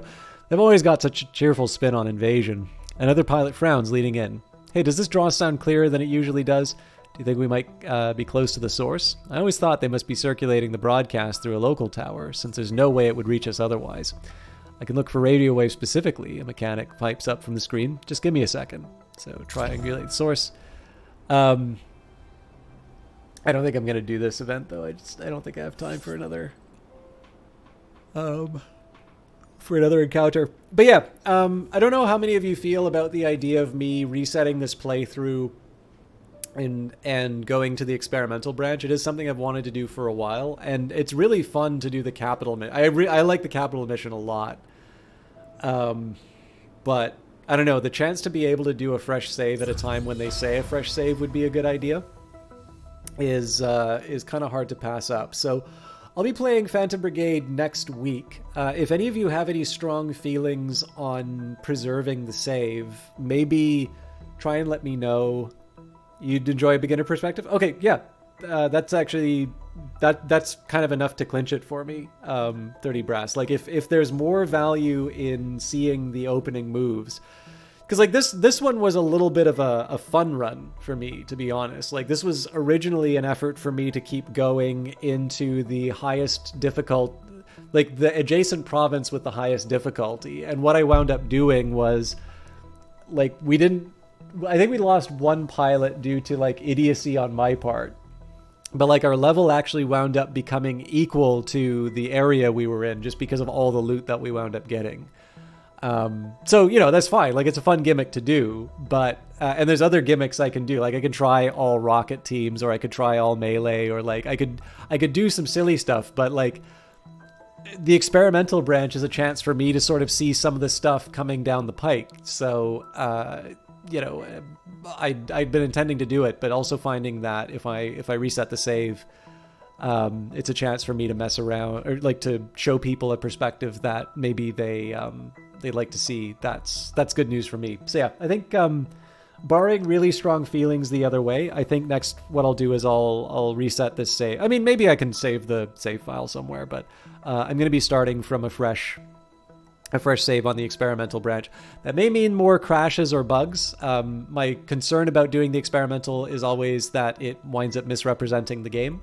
But I think at this point, is it a stable build with some new content? Well, that's just it. I don't quite know what the stability is, but I do notice that there's quite a bit of references to the experimental players and changes coming through. So I'm going to assume that the game isn't like constantly crashing. I don't know if it would be anything so new as like I get to see this overworld early by doing it. This is quite literally the first time I do experimental. But I think at this point, you know, maybe messing around with it and seeing, you know, if it winds up causing too many problems for the stream, I can always go back. But I don't know. I get the feeling that experimental is safe enough to play. All right, excuse me. There it is, the mechanic cries, almost jumping from their seat. Looks like it's not too far from here. It'd be nice to knock their propaganda parade. If you could take out the broadcast. The pilot looks over to you hopefully. What do you think, boss? We'll mark it on the map. I wonder where it is though. Okay, yeah, I mean it's something we could do in the region. I think if nothing else, if I wind up keeping with this save, what I'll do is I'll maybe just liberate this like we've got the escalation already. That's the one thing I kind of regret not being able to do tonight, which was I didn't get a chance to like properly do an escalation and the new liberation. But if we do the new start next week, we'll probably have that happen sooner. So yeah, I think I'm going to do experimental next week unless somebody feels strongly otherwise. 20th.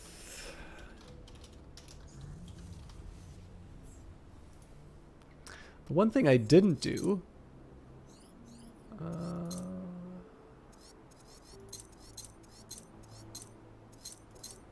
Okay, I thought that said off. I was scared. I thought there was a...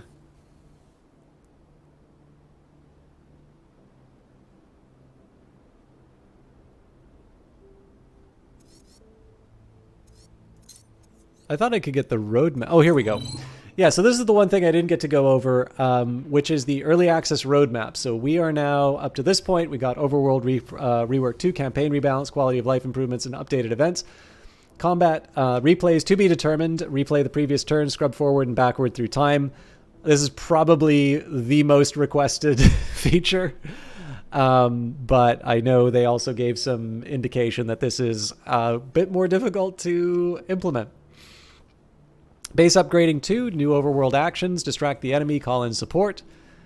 This I'm really excited for. Now that I see how Liberation winds up working, I'm actually really interested in seeing how that interacts with the uprising part. Overworld visuals, improved overworld terrain, war visuals, combat visuals, biomes, combat visual variety. And then presumably this is just before release, optimization, CPU, GPU, memory. Though, just to be clear, like again, I don't know anything, even like I am the worst kind of dilettante when it comes to like the technical side of these things. But just to be clear, like this is a mech game that looks like a movie. So far as I can tell, all of the action is simulated. So the individual bullets are kind of going through, the collisions are being worked out. You get to kind of like basically like it's not just like doing some sort of a random roll in the background and playing an animation to sort of like provide some visual to what's going on. So far as I can tell, like a bullet is being fired with certain parameters and they're tracking it over time. And if it collides with something, then it counts as a hit. And if it doesn't collide, it doesn't count as a hit. Again, I'm sure it's a little more complicated than that. But basically, for a game that's doing that much, I think this game is... I kind of want to know what optimization looks like. Because my computer's getting old now. So like my CPU's a 6700K. GPU's a little newer because I had to replace it. But like this is by no means like a killer computer. And it, for what I expect is going on in the background, I actually rather suspect that this game is performing very well compared to what you would normally expect. But like I said, I don't know what the hell I'm talking about on this stuff. I think it's important to be clear when you're kind of out of your depth. So, but I would really love to know what they did to make this game the way that it is. Overworld Rework 3, TBD improved AI behavior, reworked hope, dynamic province levels. Presumably that's going to be the next. This is kind of what they referred to in the video, so I'm going to assume that this is the next one. Pilot features. Now I know this is probably going to be a little bit like the Overworld, where I suspect that this is going to wind up being a pretty big block of material. I think at some point they were even talking about a Nemesis system. I don't know if that's still on the... I still don't know if that's part of the plan. But pilot features 2, more events, reworked hope, new events tying into the Overworld changes. Steam playtests, a closed alpha. Join our Discord and keep an eye out for announcements. And new player experience, improved combat tutorials for UI and mechanics, reworked intro provinces. Presumably this comes closer to the end of the game, because if you wind up doing a substantial change, then you wind up redoing the tutorials. Although, maybe with that in mind, if any of you would like a specific Phantom Brigade tutorial, like if that would mean the difference between you playing the game in early access and not, and I know a few of you in chat already have said that you're just waiting for the game to finish. But if you'd like a tutorial, I'd be happy to do one. I've been reluctant to do one just because I don't think the existing one's all that bad, and I sort of feel like the game's going to substantially change between now and when I think most people are going to see that. But I could be reading the room wrong on that. Like it could be that people will actually want to see a tutorial for the game, and I'd be very happy to describe it. I need to take a minute to learn a couple of things for myself about how the game works, but I wouldn't mind covering that. Okay. Combat variety, multiple entities entering combat and additional scenario types.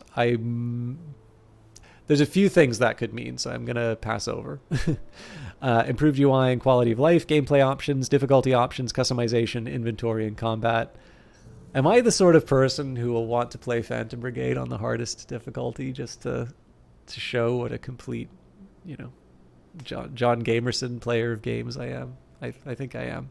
Looking forward to set piece battle. Given how fun the capital battle is, I'm actually really curious to see what the set piece battles are like. But again, far into the future, and then localizations. So lots to look forward to. And incidentally, I did not know there was a Reddit, so maybe I should be checking that out. But I do recommend feedback forum, Discord server, however you want. If you are interested in this game, please do take the time to, one, let them know that you like the game. I'm assuming it's nice to hear that people like your stuff. But again, for me, a big part of the game has been the experience of interacting with the community and the people who make it. I know I'm not that active on the Discord, but I do read things every once in a while, and I do think, like, again, for me, the interaction has definitely been a big part of not just like why I've liked the games, but why I continue to play them. And I hope for those of you that are joining it on in early access, I would hate for you to miss out on what for me has been a big part of that experience. So maybe less of a tutorial, more of an informative video on early to mid-game objectives and goals to prevent missteps. Okay. I have some idea. I have no idea what I'm going to do that, but I think there's a couple things I can say about that.